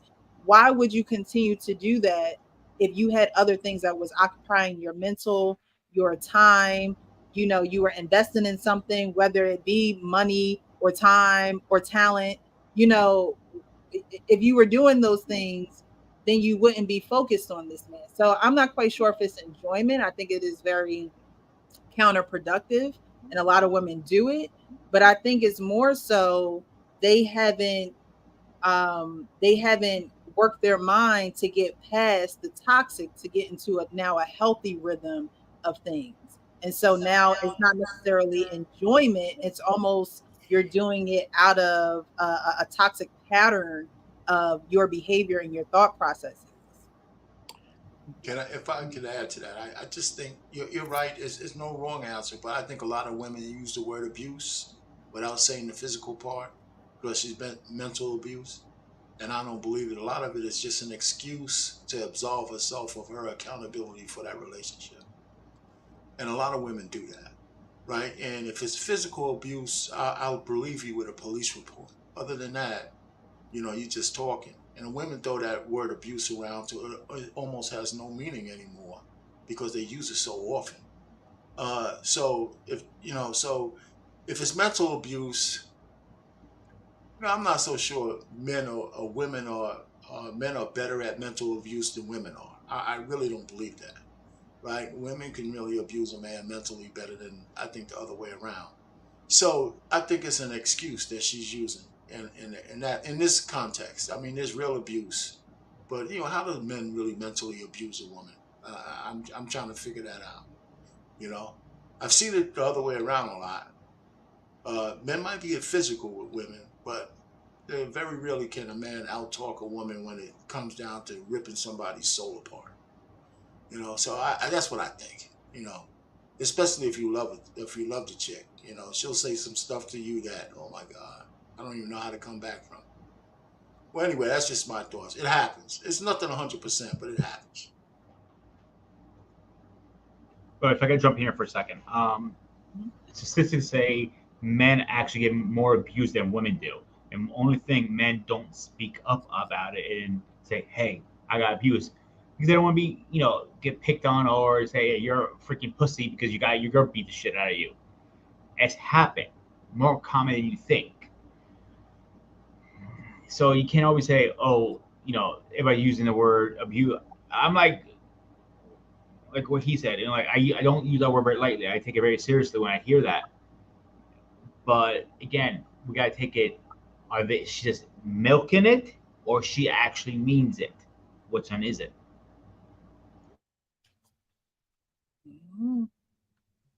Can I give a little pushback or something you said, Precious, and tell me if I'm wrong? You said that you don't think that a lot of women enjoy the toxicity. Is that, did I hear you correctly? You think they have something else to do? Right. If they could be in happy relationships, they would rather be in happy relationships. I mean, you hear a whole bunch of women say, "Oh, well, he didn't make me happy. He didn't make me happy." I don't think they enjoy the toxicity. Their mental is just stuck where it shouldn't be stuck at. You can have your mind on other things, yet you decide to have it on your past and you don't want to look forward. It's counterproductive to me. So, like, let's say you have like addicts, right? Like an alcoholic or somebody who's addicted to drugs. Mhm. You don't. I think, and this is my opinion. I have no proof or no data behind this. I think there are people who just like to be, who they enjoy being in the bullshit. They don't know how to function in a, and maybe it might be background, might be brain chemistry, I don't know, but they have to be in some kind of a toxic or a conflict and drama. Yeah. They don't know, they're not, we've met these people that will conjure up a argument or conjure up BS out of thin air, out of nowhere. They don't know how to function with everything being peaceful and being calm and happy. So I disagree with that. I think there's some people who just, there are some women and some people too, but when we talk about relationships, I think there are women who just, they thrive on drama. If there's no drama, they don't know what to do. So there's a difference between enjoying something and not necessarily knowing how to really do something. And so you dwell in that place, right? So you talked about drug addicts.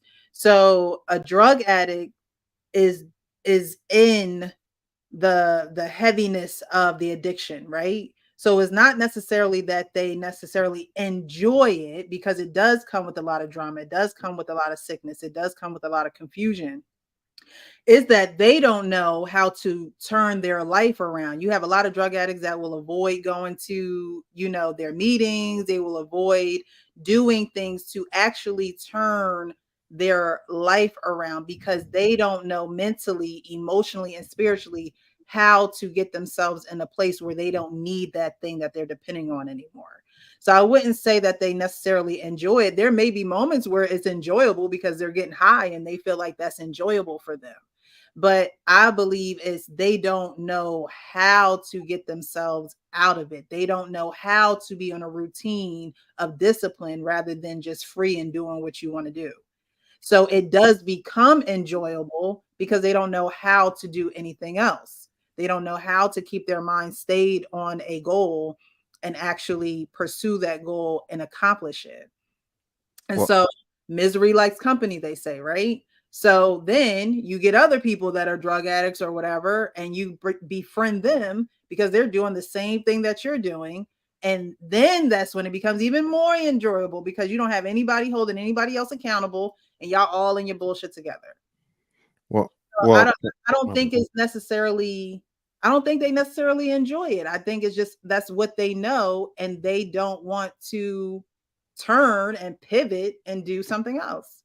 Well, and that's why I get what Dub is saying as far as like the addict part is something where like you have a physical addiction or a chemical addiction to something, right? You have a chance to turn it around, but there is something there that you literally your body may be dependent upon, right? And to things like alcohol, actually you get to the point of where you're so dependent upon it you could die without it, right?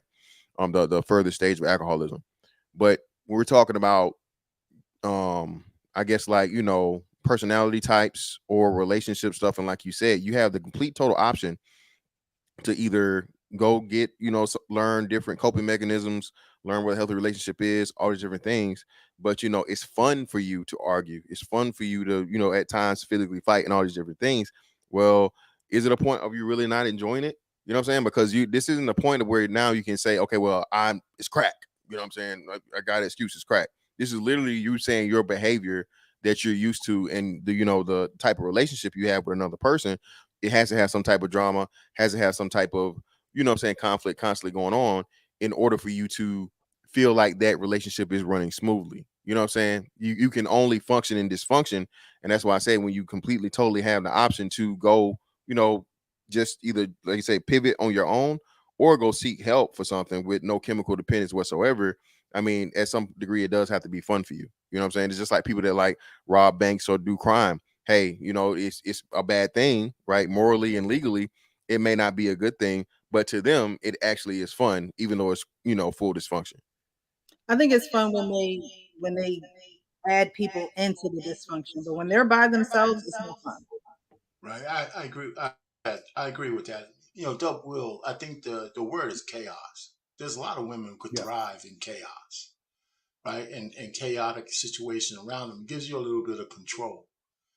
It's the man who knows how to get the woman out of chaos and bring order to it that matters. Now, this guy she might have been with didn't know how to do that. He might have just fed into the chaos and just went down these roads with her. And that's possible. And that might be in her favor. So if a lady who's in a relationship like that, they go back and forth, it's obviously he didn't know how to give her the direction that would calm her chaos and put some order to it, because he might have just been throwing gasoline on with his mistakes. You know what I'm saying? And and maybe he was good at one thing and she wanted to hang on to that, and we know what that is. We don't have to go down that path, but it's just so who knows? There's so much missing information. The only thing we do know is that for her checking to see what he's doing after this supposed breakup, is she's bringing chaos back into her life as opposed to moving on. And the friend was a conduit. Remember, you need somebody else. She didn't mention who it was. She didn't mention who it was, but it was somebody who pointed to that. Right? Yeah, I mean, but like you said, Robert, Pain, beat man. Like you said, I mean, but the friend was dead wrong. You know what I'm saying? And like you said, I don't know if it's liking the chaos or whatever the case would be, but some people don't consider that not love if it's not chaotic. If it's not what they call emotionally abusive, they feel like you don't love them. I mean, I heard a dude on the panel talk about, if my woman don't bite back a little bit, she don't love me. She don't love me for real if she don't argue and fight with me. I'm like, dude, are you serious? But some people that's okay for them. They good with that. They're comfortable with that type of shit. I don't understand it. I would never want to be in a situation like that. And I think most people with a good common sense logic about them, they probably wouldn't. But some people love functioning in that situation. Again, I said that she needs to get therapy, whether it's through a friend, family, a loved one, or a professional. That woman needs some help. To the point, like I said, she needs to stop going in certain places, and she needs to stop. She needs to stay away from that girl who even brought that shit up to her. That's crazy. And if she doesn't recognize, she needs to evaluate her friend circle, at least that individual friend for sure. Hopefully, when she's in therapy, talk to somebody. Hopefully, she brings that up and talks about that, and let that therapist help her adjust and adapt. Say, hey, I can no longer be your friend because you tried to set me up for failure. You see, I was mentally and emotionally in a dark place, and you didn't do anything to help me. Matter of fact, you poured gasoline on the fire by even sharing this information with me. So, what type of friend are you? The last thing you should have did was brought him up, or bring him up, or tell me his new personal status. That's the last thing you should have brought up. Matter of fact, I expect you to be helping me dog him out. Saying that motherfucker ain't no shit, ain't no good. I could be okay with you bringing up and saying that. Then bring, guess what, girl? You got a new girl. She look kind of cute. I mean, god damn. I mean, no couth whatsoever. I had a friend who went through a really bad breakup, and she couldn't even come to work, which was crazy to me because ain't nobody stop crying. But she couldn't even come to work. She was so distraught over this man. And I've seen him in the mall with somebody else, but I'm not going to go to her and say, "Oh, I saw so and so in the mall with somebody else." It's like, no, ain't said fuel to the fire. She gonna look at me like, girl, now you know what I've been through with him. Why would you even bring that up? You know? So sometimes things are self-inflicted because it's like, you know, you need to cut off certain people. You know, you need to turn away from certain people. Yeah, it's like you're like a moth to the light. You know, and it's and to me, it's a mindset. You know, you don't think highly of yourself enough to do that because you're allowing other influences to, you know, infiltrate your thinking process, and now you're stuck in a rut. Yeah, well, just as real as alcoholism and drug abuse is, mental health is very real. And right now we're talking about somebody who seemingly is going through some mental anguish and mental health issues, and she needs help for it. And where that is rooted and how that is rooted, we could argue all day, but the same way we could argue of where alcoholism started or drug addicts started. But it becomes something in their psyche, and it can be chemically. I'm not a doctor. I wish we had one to confirm that one way or the other, but mental health is real. And she has a mental health issue because of her traumatic breakup that posed a significant impact into her life and into her mental. Only inquired some mental roadblocks there. And it happens, you know, it's not to say that it's not going to happen. It's not to say that it doesn't happen to anyone. It happens to a lot of people, but at some point, you know, again, if you want something to change, something's going to have to change. And the only thing that is constant is change. So, you know, continuing to cry over someone that you're not with, that is with somebody else, you're just playing games with yourself at this point. All right. So did everybody answer this one, right? We're going to move on to, this is the last one of the main, close to the last video, but this is talking about the male ego. So they're talking about what is an ego killer. So we're going to get into the ego talk now with the guys. Man's ego. Tell him that his sex ain't good. Like, if you talk about his dick, like, that'll crush him. I don't care. Like, Okay. I think so. Oh, you thought it was working, it wasn't banging. What else you think is an ego killer? A female is out hustling you. Okay. That is something that can really kill their ego, and they start like they don't know what to do, and they thought they was the man, and now it's So like it's pretty much like say your shorty making more money than you. I think it's the out hustling for me. I would say a strong, independent woman in general. Men don't go for women that are strong and independent. Men go for women that's needy.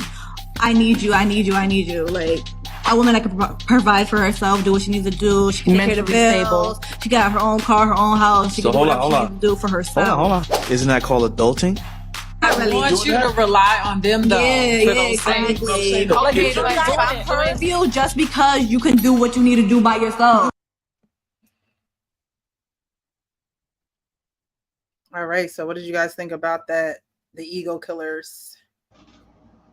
I'll take a whack at this one. When a woman starts talking about my dick to her friends like that, that's just a turn off completely, to be honest with you. Like, you can talk all the shit you want. I don't care. I know what I got down there, and I'm happy with it. Simple. But when she's talking like that, just going out, wilding out, and not losing all the class as a woman, you look trashy. I'm sorry. I don't care how you bring it out. You want to talk about with her friends or like to you? We're talking about ego killers, like to the man. So I think that's more of a, you know, maybe telling you like your sex is whack or something like that. Like not necessarily talking to our friends. Because me personally, if you tell me our sex is whack, see ya. Find something else. This is what it is. Like I'm not going to sleep over it. I know what I perform is the reason I've been nicknamed the Greek god for a reason. So you're not gonna try no new positions or not? You just gonna leave? You're not going. Oh, I try to deliver all the time. I try to listen. I got a book back here. I will bring it out. I will bring it out. Don't make me bring it out. I thought it was a PG show. But seriously, like what I mean by the whole sex whack thing, like if she says, my dick is too small or this or that. Like you don't last long enough. I hear all this. I'm like, a man should last like 2 hours. Like, how do you know when a man can last 2 goddamn hours? I hear those things all the time online. I'm like, what kind of pill are you taking? Ribs now, 2 hours. Like what? Wait, Like- Sean, you stuck? Man, Like, even Peacock down there won't last more than an hour. man, listen. I don't know any man that's lasted more than an hour.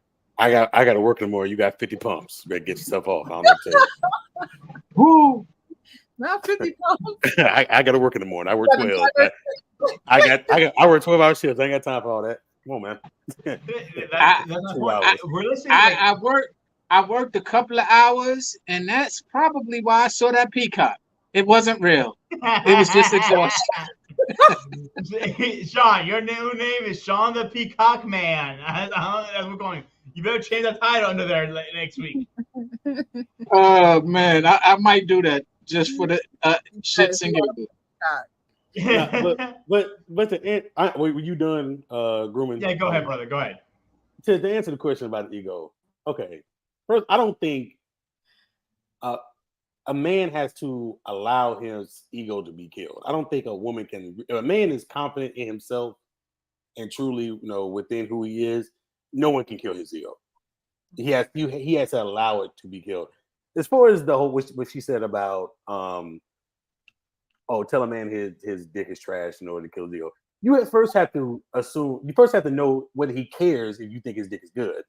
Like he might just be screwing you just to get off. Though he might not care if you think it's good now. He's trying to get his, and whether you get off, whatever.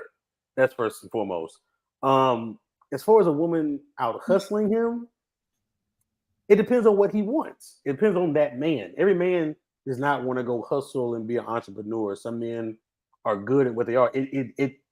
Men have to define who they are. You're not defined based on what someone else wants for you or what someone else thinks you should be doing. So if that man is confident in who he is, whether he's a baller or whether he's a regular blue collar dude, if he is solidified in who he is and confident in that, nobody's killing his ego. It's just not happening. That's my opinion on that. I can get with that. Hank?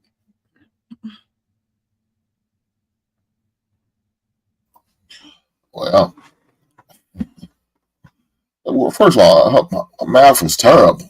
Why would any man want to deal with a woman like that? Now, I mean, let me say this. Any man who's looking for a serious relationship. Now, if you looking to hit something, yeah, only time I'm dealing with her ass is when the sun go goddamn down. I mean, we're not gonna go nowhere in public because I'm afraid somebody might see you and you start talking and she start opening her goddamn mouth and yeah, nothing but ignorance rolls out. Yeah, I'm good with that. So as far as her talk about men are scared of strong women, no, men are not scared of strong women. But if you act so overly independent, you don't want to be and have dealings with a woman.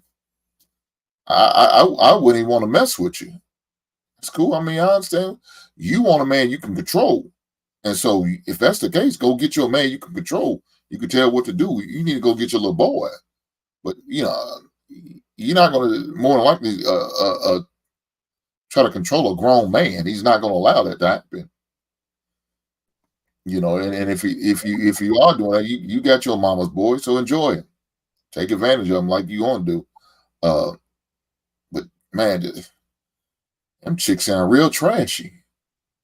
You know what I'm saying? I mean, they just sound real trashy. Worry about somebody's making more money than them. Now, look, I'm about one pot, so you making more money doesn't affect me because we're gonna put all our shit together. If we're gonna be married, all our shit goes together. So it is what it is. So you making extra $5,000 a year more than me. Okay, congratulations. Alrighty. Arpain? Yeah, those were the worst representatives for this kind of question that we could have found. I swear. I do have some follow-up questions. No, I'm just talking about the video, those chicks there. I mean, I agree with B-Dub. I mean, Dub Will, I should say. I'm sorry. B-Dub, I'm thinking about black women. Anyway, listen, I agree. I mean, if your ego is fragile, about the the eggplant size. Listen, some guys just are happy they got lucky, so you don't care what you say. It's over. I'm not gonna see you again. You're not gonna see me again. I got what I wanted. But I don't. I don't know. I can say I've been married too long for this kind of stuff, but I really don't care. I mean, I don't see how the woman making more money than you should bruise your ego. I don't see how her hustling more, if she's with you, if you have a relationship with this woman, who cares if she hustles more? You doing your thing, she's doing her thing, and if it goes back to the pot, who cares? Now, if you're a loser, I mean, you don't need her to tell you that. You already know. But if you're just a regular guy in your grind, like if she's one of those kind of women who don't like men for a 9 to 5, you hear those kind of things. Women, I don't want a man who has a 9 to 5, like these idiots out there who say that. Right, Who just eliminate themselves right out the daggone dating pool. I just think that they weren't great representatives for that question, and I don't think men's egos are that bruised. And if they are, then those not the kind of men who are in the forefront of manhood anyway. That's what I think. And those are the kind of guys who probably like women like those in the video. Okay. I was about to say spectacular. Fantastic. That's spectacular. Nah, I'm definitely with Hink and Arpain on this one, man. Like, these some rough females, man. Like, if I ever want to be in a bar fight or gang initiation, I'm hitting them up. You know what I'm saying? I know they got the strap. So again, man, these women right here, I would not even care. I can't even see myself, but let's put that to the side. They are right though. You know what I mean? Man's sexual prowess, that could be a good way to hit his ego, whatnot, what have you. But again, like you say, man, hey, if I get a BDR, it's on purpose. All right. Any BDR I get is purposely. Otherwise, if I really care about you, I want to keep you around. You know what I mean? And keep you, coming back and, figuratively and literally. You feel me? Hey, we ain't getting no BDRs around here, baby. We good. What's a BDR? I was about to say you taught me something, but I understood it. BDR, bad dick report. Yeah. I'm sorry, bad penis report. Yeah, that's purposeful. Yeah, you only do that to chicks you don't want to like those chicks right there. They're saying that because every dude is like, damn, is this a man? Like, oh God, like, you know what I'm saying? Eventually, because that they rough, man. You don't fantastic. I love that BDR. I'm gonna use that. Hey, you don't work hard at a job you don't care about, so it is what it is. Exactly. Hey, oh, I'm fired. Damn. Yeah. Am I the only one who wrote down BDR? I wrote it down. I wrote that shit. I heard of what BDS or BDM or what is it? I'm making notes and check it twice. Talk about BDSM. That's BDSM, Precious. That's something totally different. You talking about whips and chains and stuff. Precious, let's not go in that direction because we don't want to know where you heard that from. All right, let's just leave that one alone. Whole different conversation. Well, we're gonna have this conversation soon. Now we'll have one of those conversations soon. Man. Yeah, that's a new one for me. BDR. I've never heard of that, but something new every day. So I appreciate it. Yeah, man. Go on. Man, ain't it the 50th anniversary of hip hop? Like on Saturday or something, right? Man, there was a song back in the days that I used to listen to. Games people play. Yo, I just wish people stop playing games with each other because it just really comes down to all of this. So as he said, now he get a BDR. She getting her ego stroked by putting the putting it out there. And it's just like, man, the cycle continues. And man, I wish we just could stop playing games with each other, man.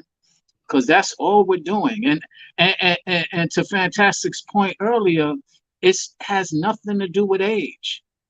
Because old people playing games, young people playing games, single people playing games, married people playing games, you name it, they just playing games. And I just wish we stopped playing games with each other because ultimately them stats that we were disputing earlier or debating earlier will continue to rise.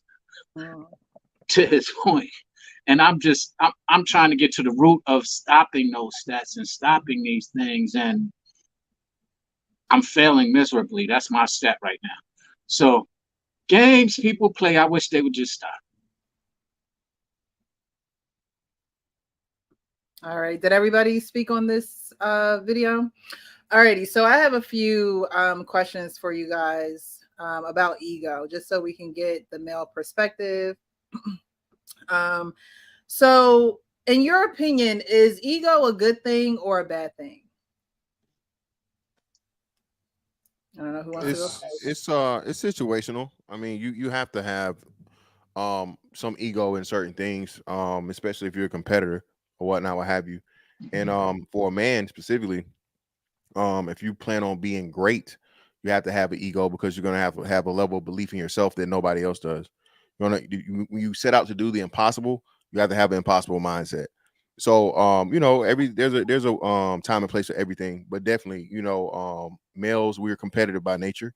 So if and when you step into certain things in certain arenas, you have to have a level of ego in order to just be there for yourself if nobody else is.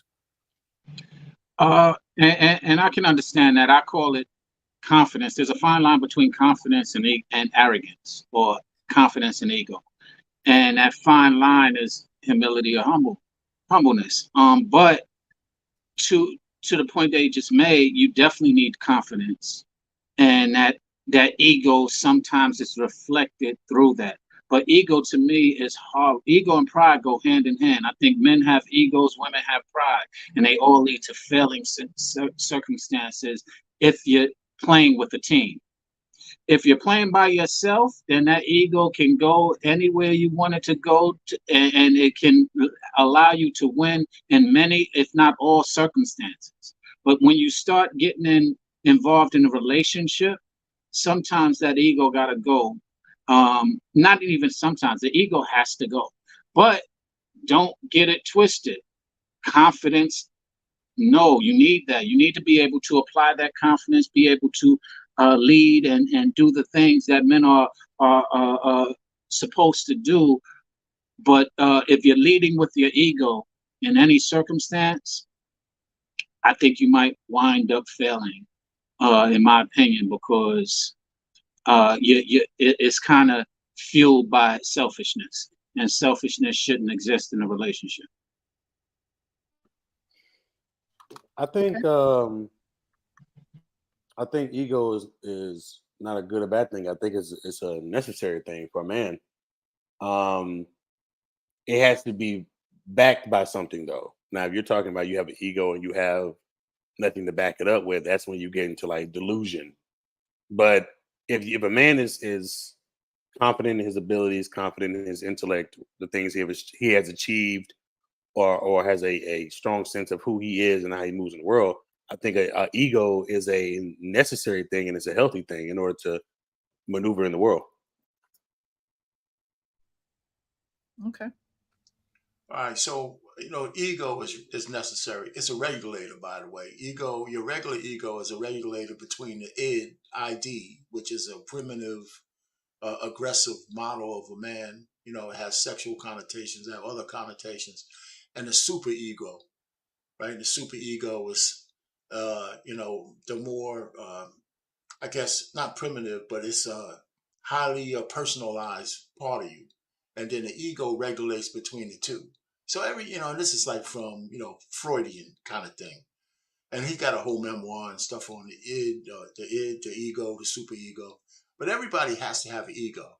I mean, your ego is what drives you to succeed, because every time you want to drive and move forward, there's a part of you that takes credit that you've accomplished something, right? And if you're in a marriage, I think this is my personal feeling, you're in a marriage and you're in a leadership position, your ego, one of the things your woman needs to do, if she's smart, is always understanding that the ego of her man is something that she has to protect. He protects it and she protects it. That's why men don't like their women to disrespect them, especially in front of men they respect or their peers. So that's how you got to look at it. And when you find a woman who can understand that without taking advantage of it, then you got a nice prize there. You know, I mean, I've been married for a long time, and one thing my wife knows how to do is she knows how to protect that, right? She always lets me leave with my balls intact, right?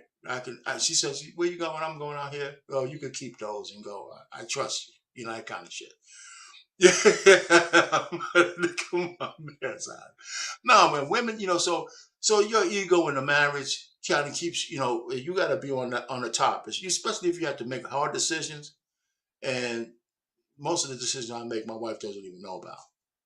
Right? If it was some complicated stuff, I never tell her those things, but I'm always prepared to say over these courses of years, she's never had to worry about getting kicked out or any of that kind of stuff. I think ego feeds into that.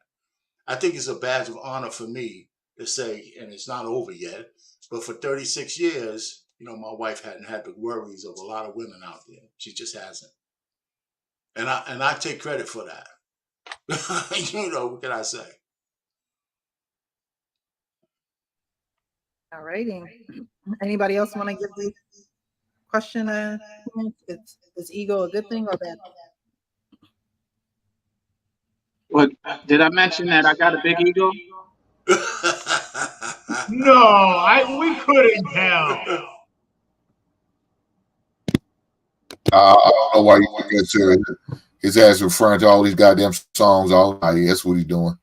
You forgot about Fantastic. Did you go on this one? Yeah, he went. Oh, I missed it. All right.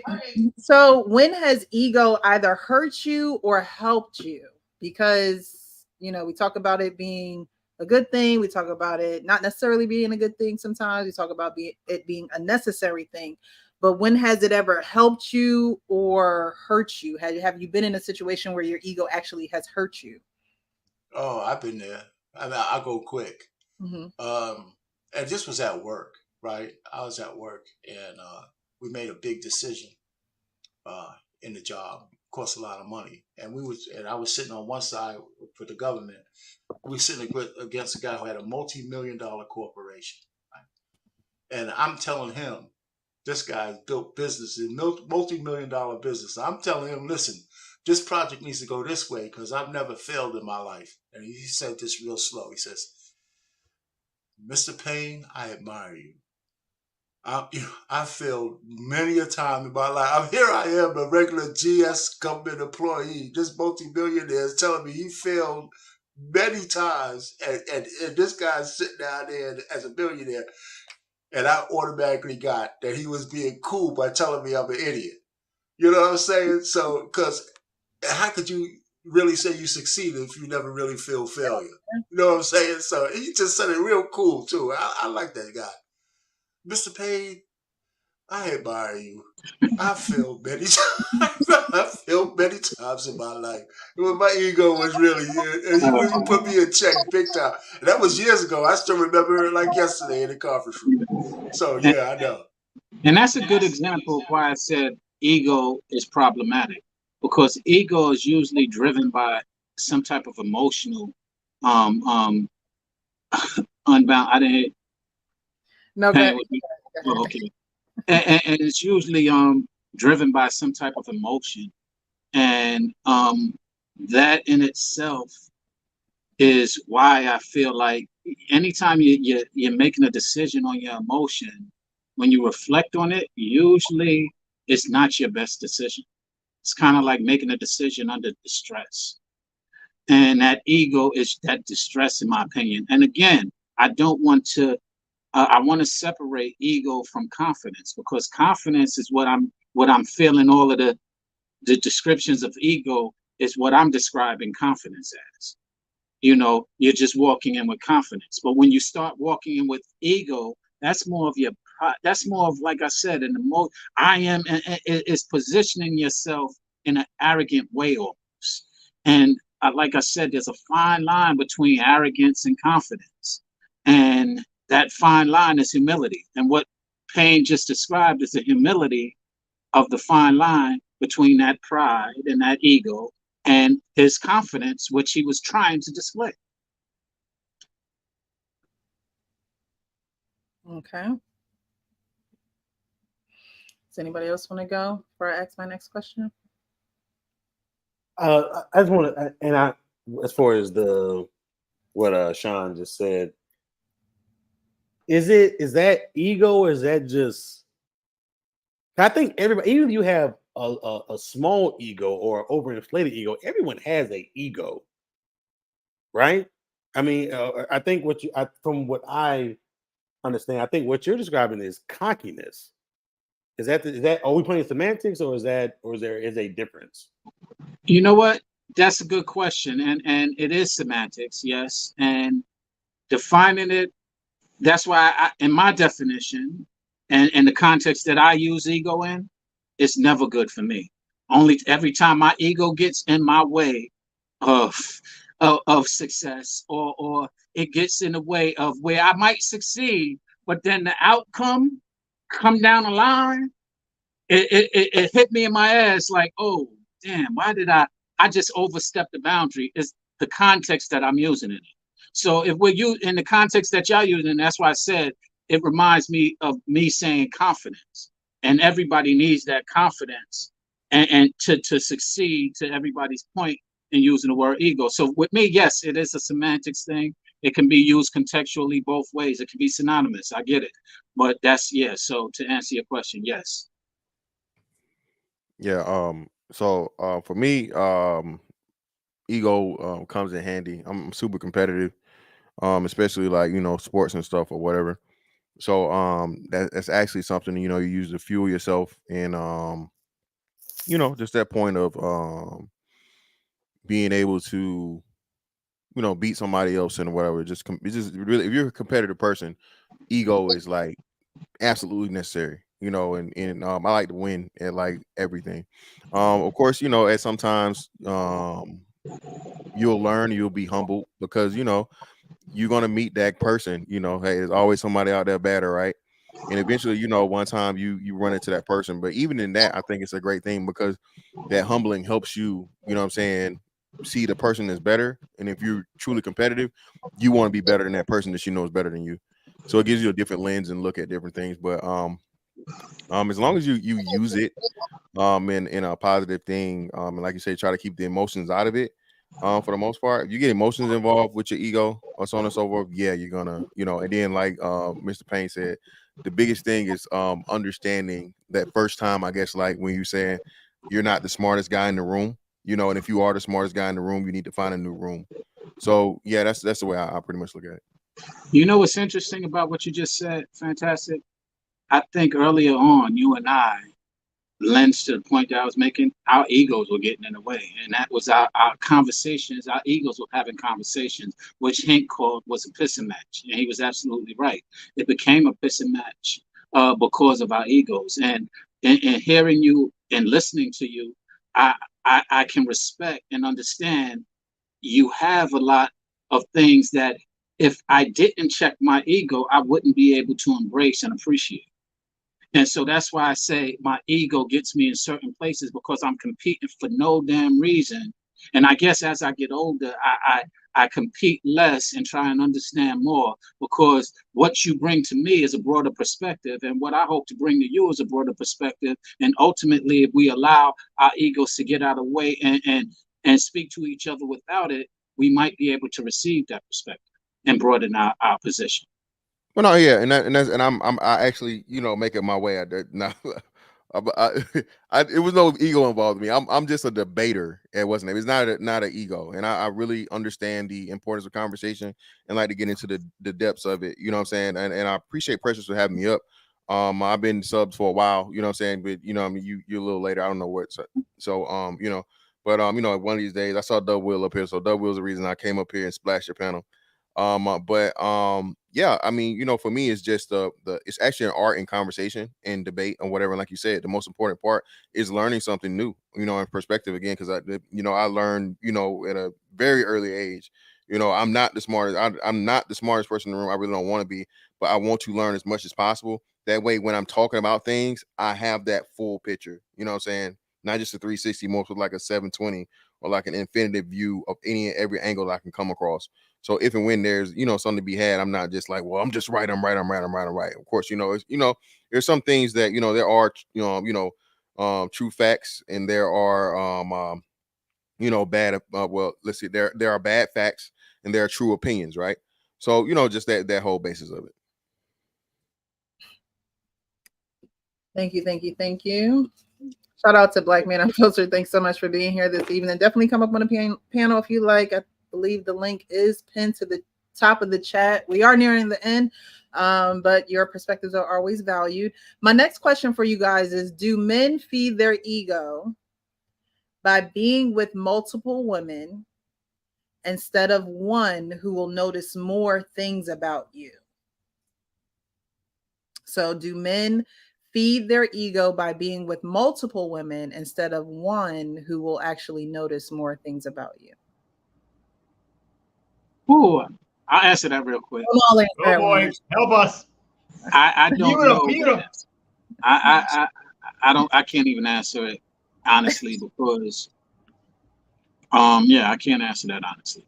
But I will say this, that when you do deal with one person, a lot of times they don't see and that will lead you out there to want to stroke your ego or figure out who will see it. So that's just my thought on it. All right, I'll go real quick if you guys don't mind. Listen, I go think after that I think most. Let's just leave it to heterosexual men. Okay, that's all I can speak for. I think most men achieve as much as they can, and part of their achievement is not only for their own ego, but it's for the admiration of women. We do a lot of things for the admiration, not worship, but the admiration of women, so they could come and be drawn to us by our success, our achievement, our leadership. And, I always use this analogy of a simple basketball game. All of us who play street basketball, 10 of us could be on the court playing 5-on-5. If it's just the hard legs out there, it's just a game. You bring a couple of honeys and put them on the sideline, the dynamics of the game is completely different.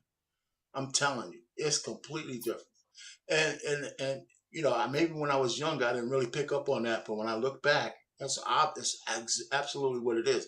So a lot of men achieve a lot of things. And one of the things that they do is to make sure that they don't have to do too much to draw the women to them. Like if you're not the most handsomest guy, you have a lot of money that compensates.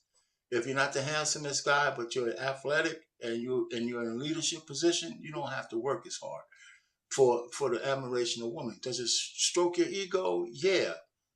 But some guys can keep that in check and still find a way to, because a lot of successful men are married, by the way, CEOs and all that kind of stuff.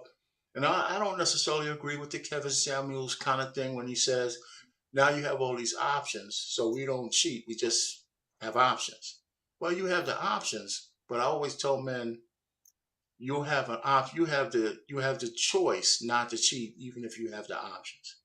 Are you willing to make that choice? And that goes down a whole nother line. So just to answer your question, I think it does feed the ego, but you have, just like with everything else, you got to keep it in check because it can go crazy.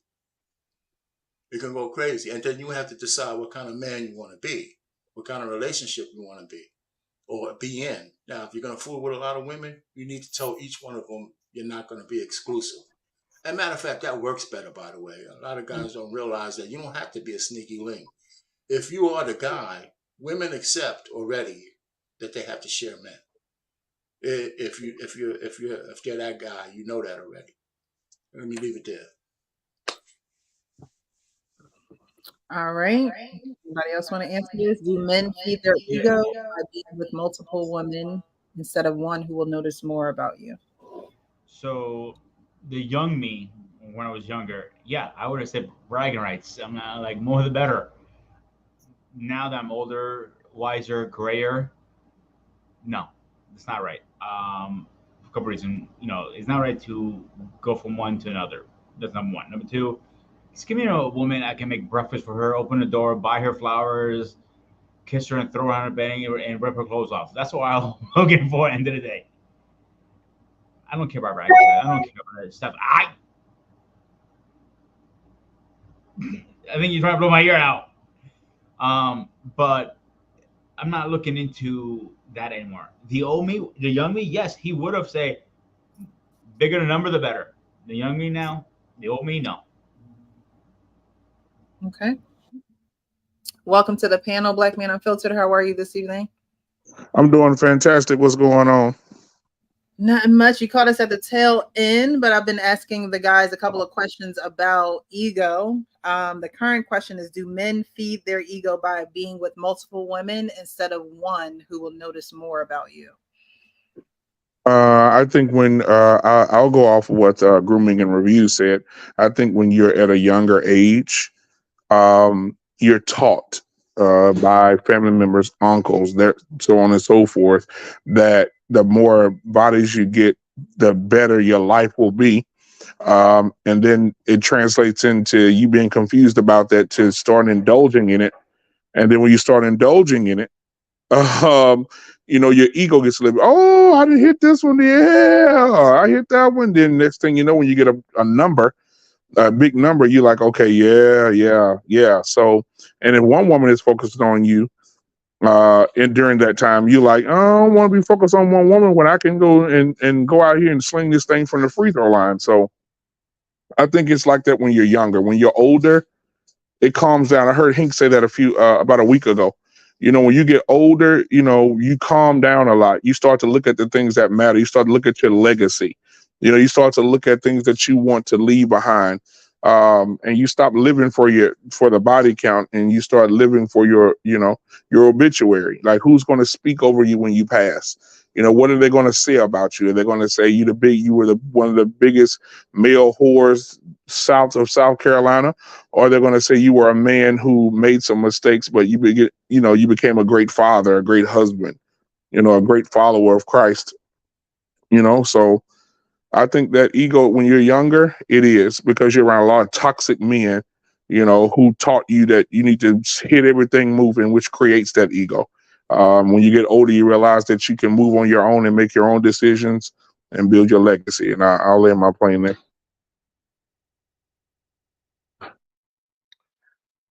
If we're talking about dealing with multiple women with just smashing, I guess you could say it's an ego thing. But if you're talking about dealing with multiple women by like almost on like a polygamous situation, not technically polygamy, but guys might deal with 2 or 3 different women at one time, right? Like Mo Better Blues or something. I don't think that's ego. I think that's just convenience. Like, she has something that I like, but I like all of them. Like I like all 3, but each one of them have something that I like and I need, but they're missing something that the other one has. So I'll deal with all of them in order to have that accumulation of everything I want and need. But that's not necessarily ego. That's just a man getting what he needs out of each woman. It's not like ego is self driven. So it's like you're getting something out of all these women.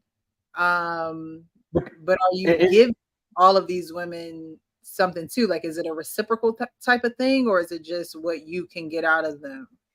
It can be. It doesn't have to be a purely selfish thing. Like, I'm giving them nothing. It could be reciprocal, but especially in situations where they know that the other women are there, like they might be cool with it, or they might not like it, but they're not going anywhere because they value that guy. So he's being honest. He's not lying. But this is a situation I'm dealing with a couple other chicks, and but I don't think it's just a purely ego thing. Like, it's makes the man feel a certain way. I think it's just he values what each one of them brings.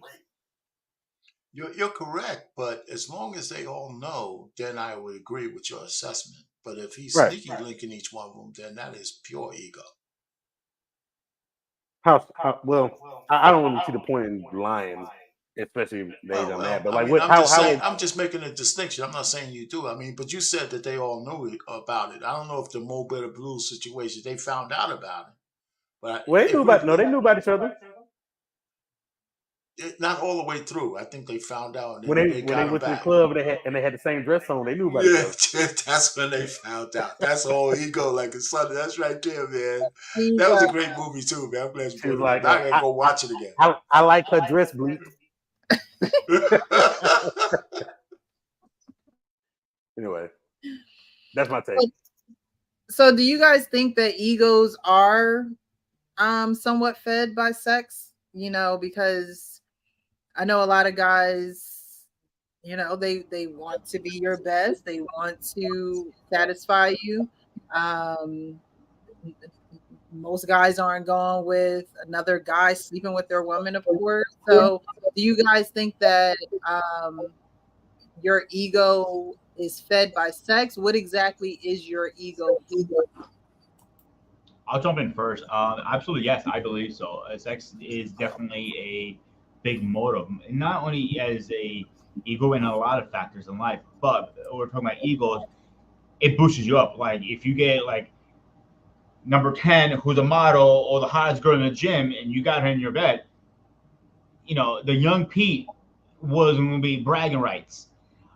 But now, I don't really care about, you know, I care about getting the one. That's all I care about. But back then, yeah, I would have said bragging rights 100%. I'll be like telling I'll be on social media, everything. I'll be like posting it. I'll be blowing shit up. But that was the old Pete that was driven about testosterone. That's all I care about. Is one gig of my pick or wet. No offense, you know, Peacock. Hank, what do you think? Do you think that most men's egos are fed by sex or something else? Yeah, I do. It's fed by sex and by the attention that they feel like they can get from a woman. But to answer the previous question, I guess, yeah, you know, when you was younger, you probably wouldn't mind having, you know, multiple well, I wouldn't even say relationships, situationships or females around, because, you know, you was cool with that. You can go over one chick's house for 1 hour and do what you need to do, you know, hang out maybe another 30 minutes and then get up out of her and go see another one. And then maybe when you get ready to settle down for the night, you go to that third one and you do it all again over tomorrow. You get away with doing that because, you know, you got the stamina, you got the testosterone, you got the energy. You know, back in the day when Payne, back in 1965, when he can get away with doing that. But 2023, Payne can't do it like that no more. So he has to, you better make sure you keep going home to the wire because he know. You already know. Well, hold on now. Payne said he can still cock his leg up and hold on to the ceiling fan string now. I believe he could with his old ass. I believe he could. But all serious note, yeah, I do think it's probably built on sex and the attention from a female. So. Okay. I have, you know, I was only like 8 years old in 1965. I was only 8. So, but you know what? I agree with there's an age dependency thing here, but real precious. The sexual thing about the ego is true, but as you get through your sexual transmutation when you get older, maybe 35, 40, there's still some men like that. But for the most part, getting that promotion over your peers, that's an ego trip, an ego boost. And it could be just as fulfilling as any sexual, matter of fact, more than any successful, sexual fulfillment. Becoming a CEO, becoming an entrepreneur, succeeding at anything, winning a championship, that kind of stuff, and being an integral part of it. So there are other things besides sex. Well, sex is just one of the things, but, you know, I defy any man to say it's not part of a lot of it. I stick by what I said again, and it's age dependent. I agree with that. But men achieve, a lot of men achieve for the admiration of women, whether they use it or not. You know, it's always out there. You know, that's what I believe. Okay. So the question is, does the sex add to men's ego? Is that the question? Are your egos fed by sex or something else? Well, the ego can fed on multiple things, but sex, in my opinion, is only feeds a man's ego if women are giving it to him based on who he is. If he's out here tricking, then no. Okay, all right.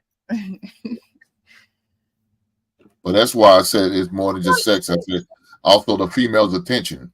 So if he's getting attention from that female, then that's a form of stroking his ego as well. So that's why I said I think it's more than just about sex for a man. If it's the attention of a female, you know, that may do it for him. Like I said, again, I think it's age dependent. Like Payne was saying, as you get older, you're like, okay, fuck. I mean, sex don't turn me on as much as me making money. Now that's just me. Somebody else may, you know, be more enticed to get more sex and money. Money turns me on. Give me them dead white men over some piece of ass. I'm good with it. Pause, brother. Pause. Man, pause, brother. Y'all say pause. I'm 48 years old. I don't play that shit. Let me hop in. He just a sentence. The dead white man over give me them dead white men. God damn, brother. Whoa. You don't know what he meant. Say what you want. Bro, quick question for Hank. You don't use necrophilia over here. Let me hop in here real quick, man. And y'all got it. Listen, I don't. We all, I guess Doug Will probably the youngest one up. I don't know, Precious. I don't know how old you are. I'm an almost old fellow. You know what I'm saying? I use another term, but you know what I'm saying, I'm gonna keep it, you know what I'm saying, light on your panel. I don't want to, you know, dirty it up. But I'm an almost old fellow. I'll be 40 this year. And I don't know about y'all, man, or whatever, bro. But I don't know if it's the Scorpio part or whatever. But I need that that nice pink insides of a lady, if you know what I'm talking about. And that's a wonderful, wonderful feeling. Man, go ahead and say that pussy. Go ahead and say that. Can I say it over here? Can I say it over here? That pussy. I need that pussy. I need that pussy. Again, that's the only way she will let me know for sure that she, you know what I'm saying, that she really, really liking your boy. That's the only attention I really want. I mean, I don't need, hey, how you doing? You this, you that. Ma'am, if ain't no pussy coming with it, that's just, you know what I'm saying? I can go on the internet and get kind words or whatever. If we are dealing with each other, I need that, okay? And again, I was on 10 years of penis lockdown, you know what I'm saying? Penis prison, you know what I'm saying? So I'm back out here, and it's lovely. I'll just say that. It is lovely. It's lovely. It really is. And like you say, especially when, you know what I'm saying, we got them coming back, and then coming back to back, and they keep coming back. I'm just saying, man, it's nice. You know what I'm saying? It lets you know that, you know what I mean? And the thing about it is women can tell. Women know. It's just like they got like this sixth sense, or they can smell it on you. And then, hey, man, it's your life. So Precious, you get your question answered. You get your question answered right here. Yeah. Okay, there you go. For 10 years, and you've been married. Precious, you notice that zodiac sign he mentioned, right? I did the right thing. I did not cheat for 10 years. It was one pussy for me for 10 years. Okay, so how you gonna get mad at me for doing the right thing? You just mean locked down to one, not I was married. Penis right, he was married. He was in a committed marriage. Okay, I thought. So marriage was penis prison? Hell yeah. Yes.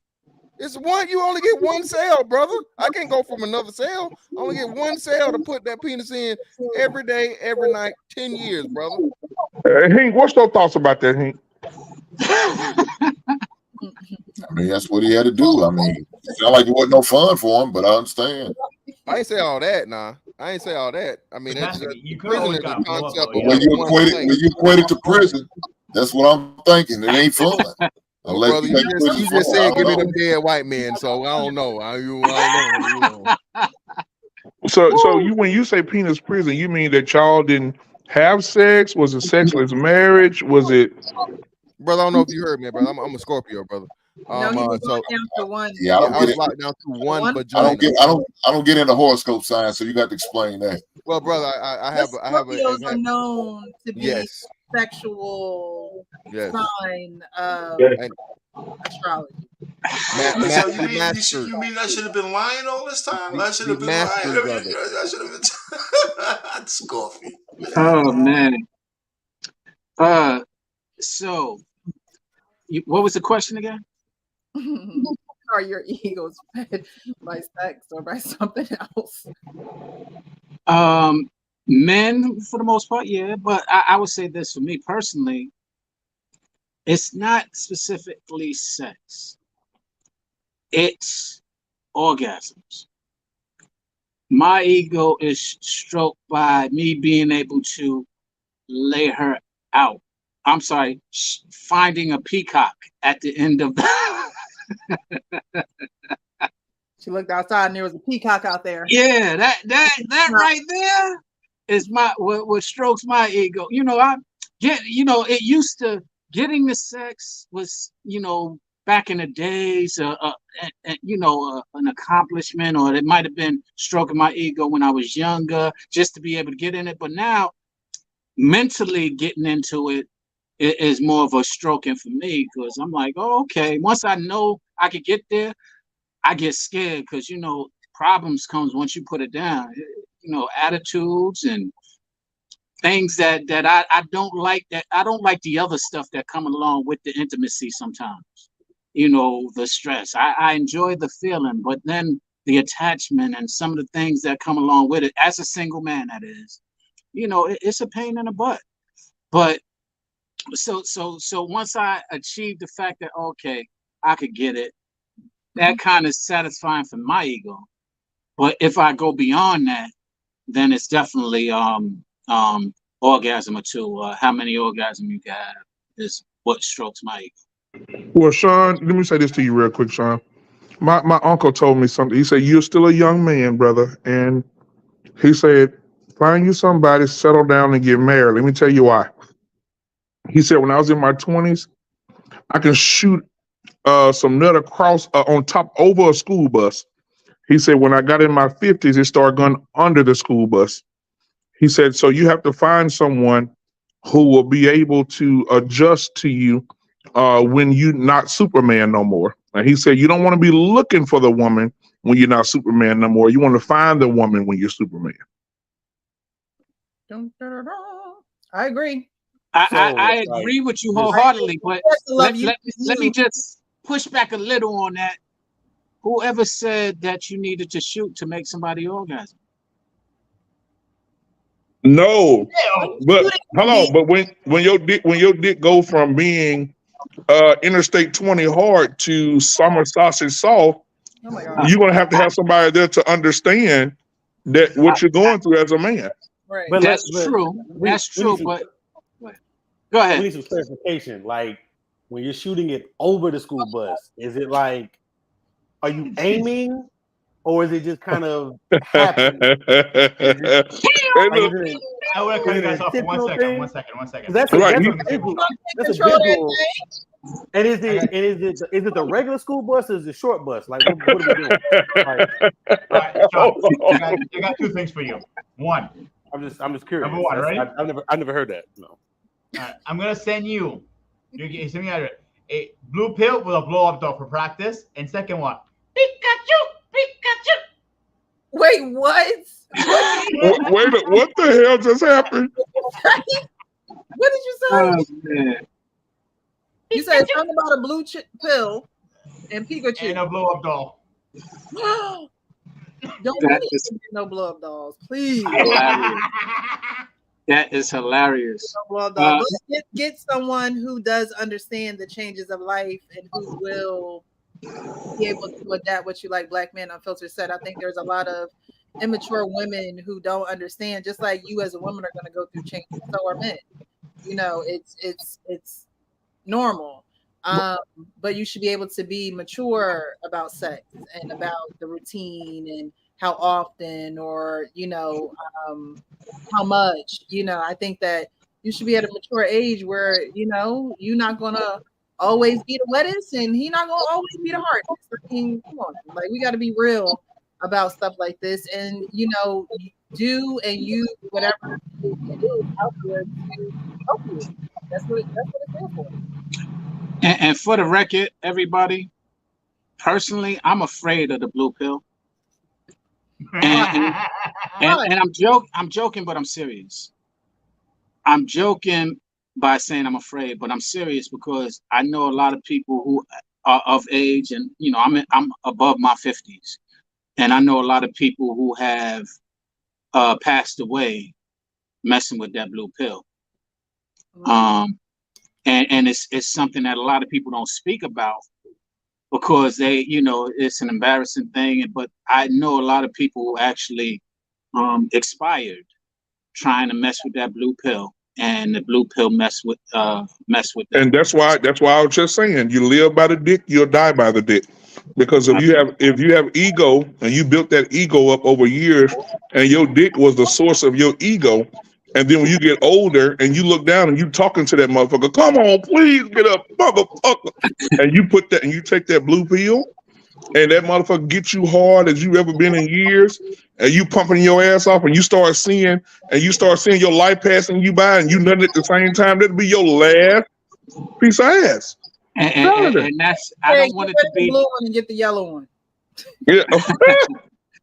I don't want it to be my best sex ever, like never. But so I agree with that. But to the point that you was making, Black Man, I think your uncle's point of view is, I'm not worried about that portion of it, because I'm worried about paying attention to myself. So when I fail or fall short in one place, compensating that, because it ain't like it's always up. But that wasn't my goal. My goal was to satisfy and to please, whether it's up or not. So I kind of been doing that and practicing that for some time, to where that's now my goal isn't about specifically keeping it up and being a marathon man, so to speak. It's about satisfying the woman and finding different ways to do that. So basically, if your penis not working, you eating ass and eating coochie. I mean, that has nothing to do with whether it's working or not, if that's my preference. It ain't got nothing to do. It could be working and still working. But the point is, there are other ways. Yes, to answer your question, there are other ways to. But it's really finding out what satisfies that woman. That's more my conquest. What is it? Because once you get that, you can navigate and figure out how to achieve that. Quincy was about to take my comment. Going out getting some ass is like the best way to go, quite frankly. And instead of taking that blue pill, drink some beet juice. I heard beet juice is good for your circulation. Oh, get them beets. That was banana. Man, you're gonna have the goddamn grocery store sold out tomorrow. Yeah, you're gonna have to mix that mayonnaise, pineapple, just beet juice by itself. Ooh. Y'all gonna have to hold bananas. I heard it helps too. Yeah, just hold your nose, drink it like a shot. No, add some ginger, bananas. I think you'll be all right. Take it from the lady. Take advice from the ladies, fellas. They know. Yeah, there's some pineapples in there. So we're going to thank God. We're going to get to some final thoughts. I really appreciate you guys being on the panel this evening. I saw some new faces, which is always good. The woman could have joined too. I'm going to start opening these up to the women. I used to have ladies' night on Wednesdays, but only the men showed up, so I got rid of that.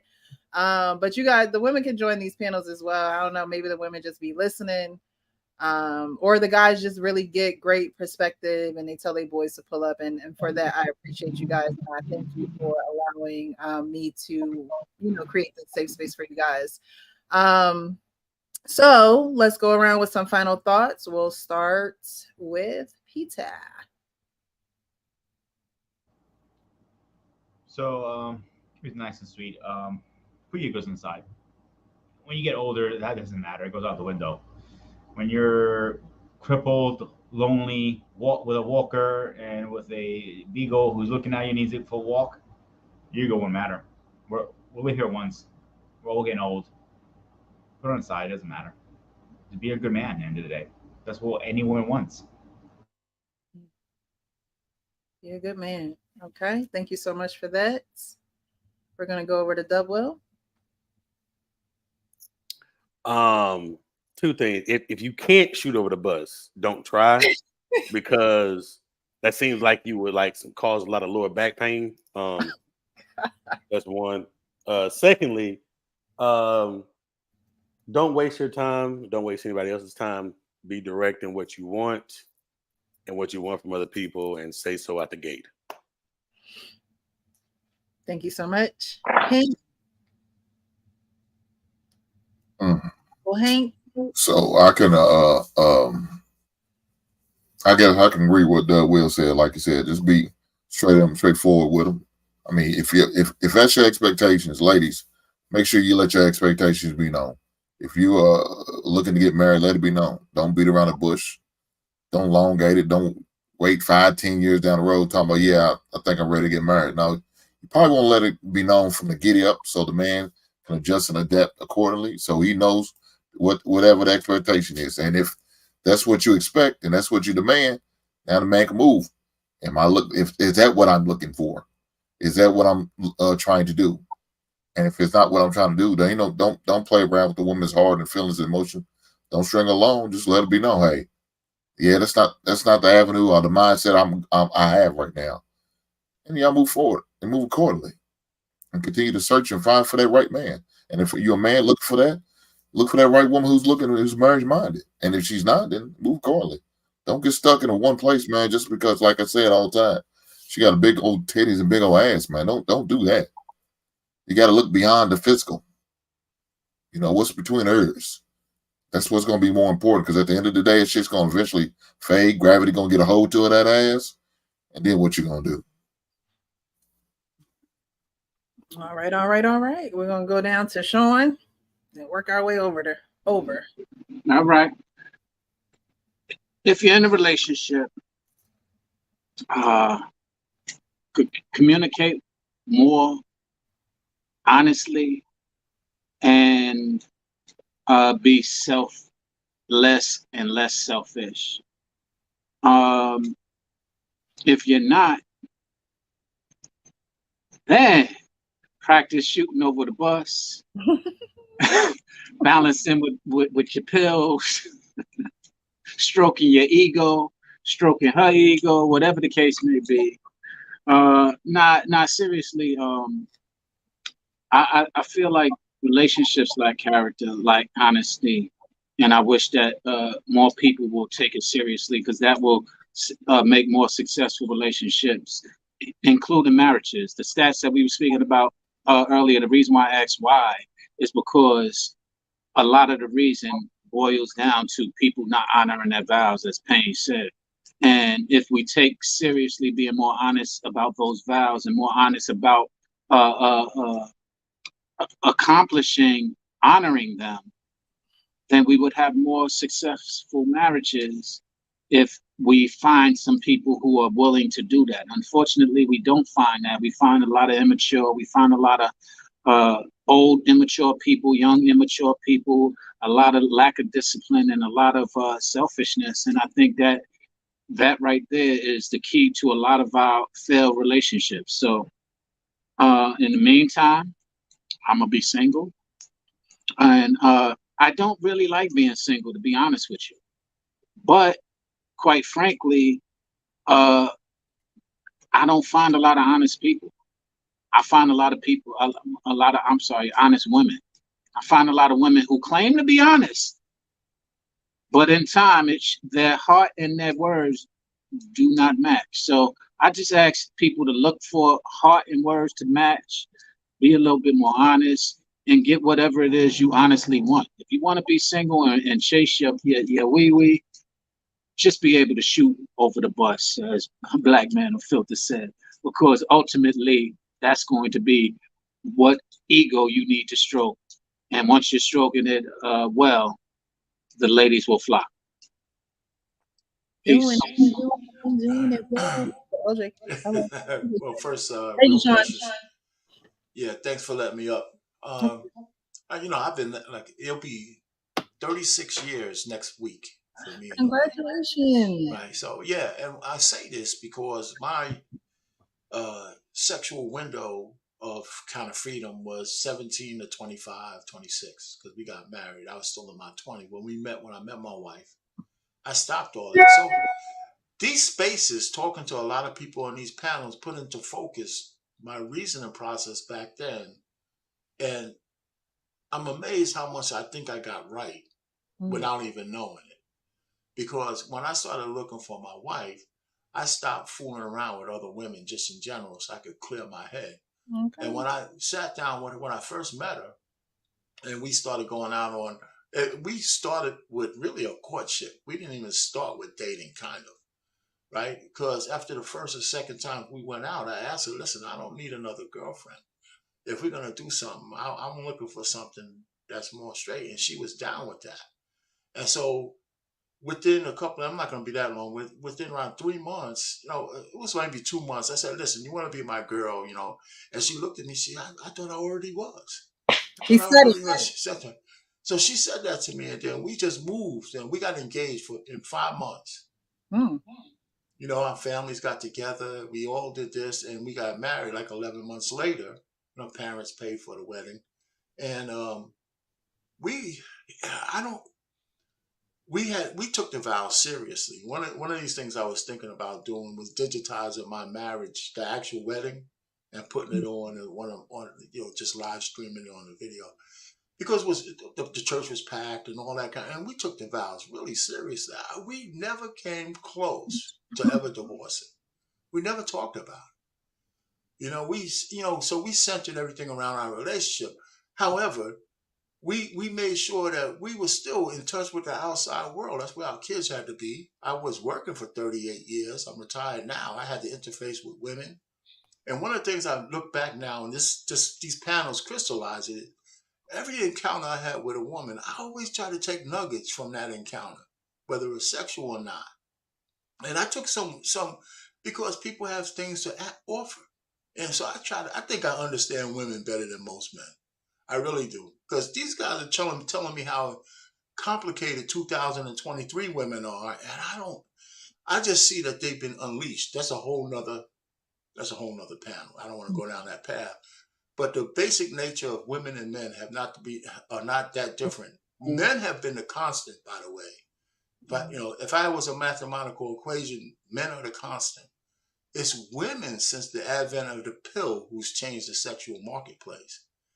And the marketplace has yet to really adjust to that freedom, that feminism, and all that kind of stuff has given women the ability to have sex freely. The culture used to stop that, and so did the social mores and religious mores. That's all wiped away.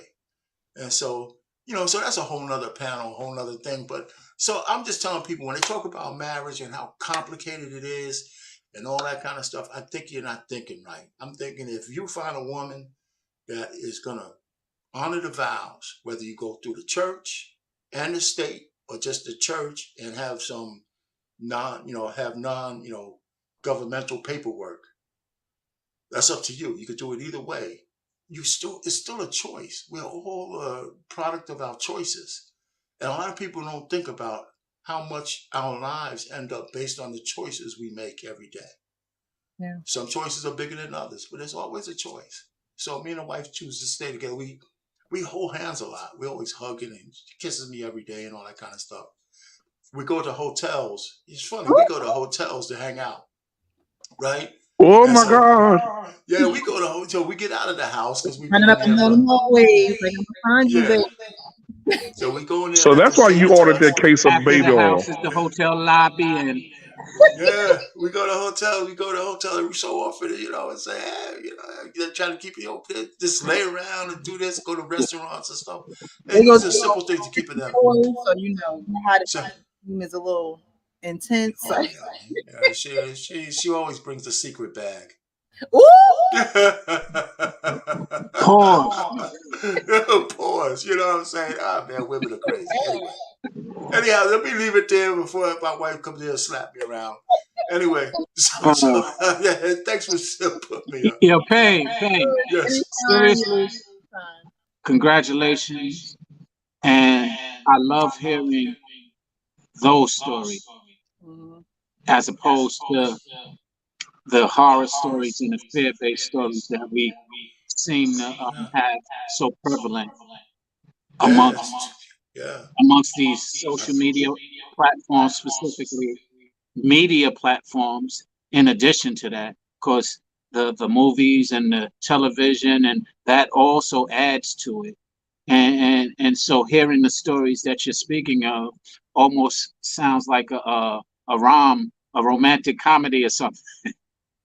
But it's I can't hear you. Oh, so I feel like I'm living it from time to time. But based on the stories I hear, I'm saying, why is it so complicated for everybody? You know, but I hear people get hurt. People get hurt, and then they start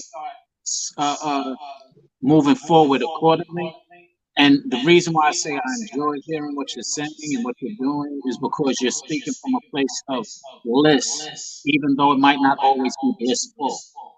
But you're speaking from a happy, satisfied place, and not a lot of people can accomplish that in marriage, out of marriage, or otherwise. So salute that and continue. I appreciate that. I appreciate it.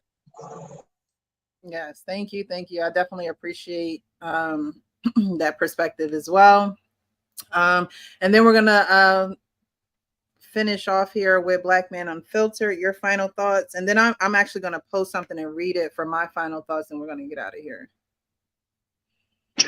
All right, yeah, thank you for having me. Can y'all hear me? Yes, and you're welcome. So, yeah, man, to all the fellas on the panel, and to the illustrious, the real precious in the building tonight, thank you for allowing us to have this space. It says a lot with that, real precious, when you can have a space for men and we show up, and you have a space for women to get corrected and they don't. You had to cancel an entire Wednesday because they're not showing up. So they're not trying to do the work, and I see the men here are trying to do the work and trying to have the conversation. So kudos to the fellows on the panel tonight. But I will say this, you know, we all live to be great, right? Men want to be great, women want to be great. But to my brothers, we live, I think if we start learning earlier in life, the destination of where we're going, the journey that we have to take. I think that most of us, if we woke up tomorrow morning and we were 17 years old, I think half of us on the panel would do a few things differently.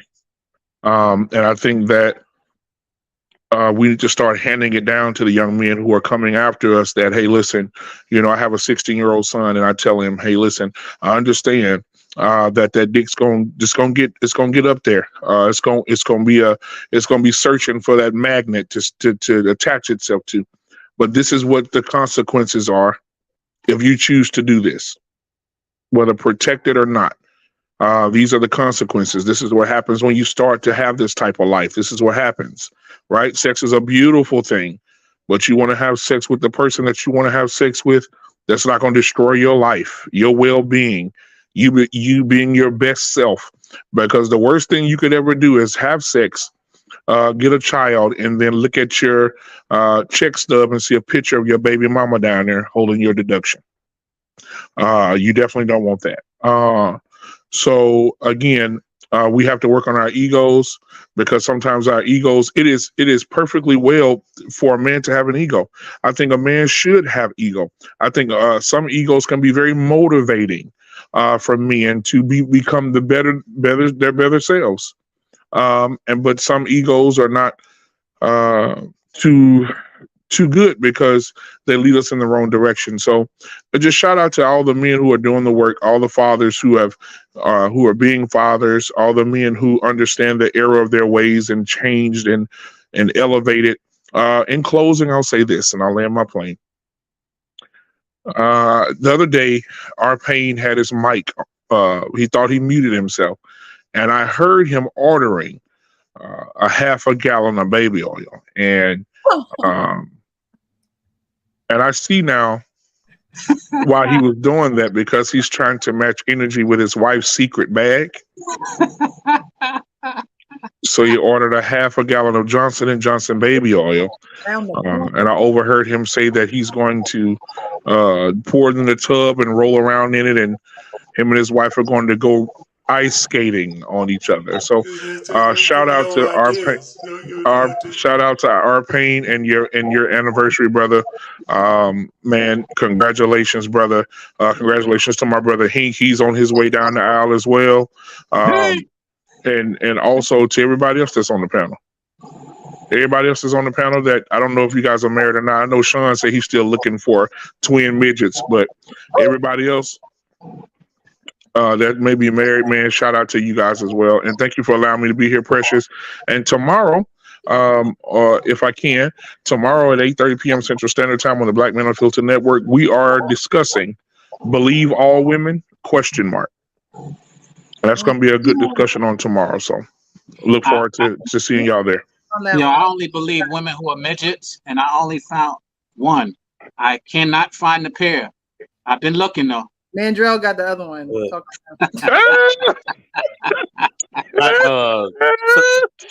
Some of us up here are visual thinkers, so when you start talking about baby oils and bathtubs, I would appreciate if you give me a heads up so I can mute you. Just saying. You gotta ask God to kill the visual. But what y'all don't understand is though, Arpain used to be a stripper back in his day. They called him the whale oil machine, and so that's the purpose of the baby oil. Uh-huh. Yeah. So you was working 38 years in that stripper. No, yeah, right. It'd be like one. Yeah, the nightclub he used to strip at was called Junebug Stroking. So he used to work over there at Junebug Stroking for a long time. I gotta take up for you, Arpain. No, listen. I'm trying to ignore him, man. I'm trying to ignore It was for his head. We both men need our baby oil for our head. Oh yeah. He said, "Shine and listen." Exactly. I'm gonna say Hank be holding it down, man. Hank be holding it down for the men that still got their hair. He do. He be rubbing that thing. He be holding it down. But y'all with the bald head, y'all still look distinctive. Y'all still man. Well, thank you. He got that Beijing. That ain't real. Yeah. See, some people have penis the real envy. Precious. Before you go though, every time I put my head down, I think of the alien though, the alien monster with the slick back. So I try not to do it too often. Yeah, I think I'm one of the xenomorphs and shit. No, I don't think anything's wrong with the bald head, but I'm not a younger girl either. So I think that if a man can rock it, definitely rock it. And if you're rocking it with confidence, can't nobody say nothing to you. So man, I can't wait to show y'all the pictures of my Mig that I took when I did that. Oh, it was hilarious. Pictures of your what? I did the putting your hair, Oh, okay. I thought you said something else. My bad, man. Pause, I said brother. Mig, man wig. But was that before the pickup or after? I was like, yo, I need me some hair because Hank, his beard is already bigger than mine. I got, how they got penis envy? I got hair envy. And right there, you Hank. Pause. You say you got penis envy? No, he said something. Oh, okay. Hair envy. All right, y'all. Come on. I want to get this. Sean, truthfully, if you check out my channel, I can help you grow your beard out. I am grooming and reviews, The same. Okay. All right. So I wanted to close out and read this, guys, as we head out. I'm not quite sure if you can see it, but it says, "A new way to love. The ego said, I don't like this one. I don't like that one. This one hurt me. This one betrayed me. This one took from me and never gave back. But I don't want to hate them, as hatred starts to suffocate me after a while. What do I do?" The soul replied, "Then find a new way to love them. Love them from afar. Love them by wishing them well. Love them by understanding it is the weakness of their soul.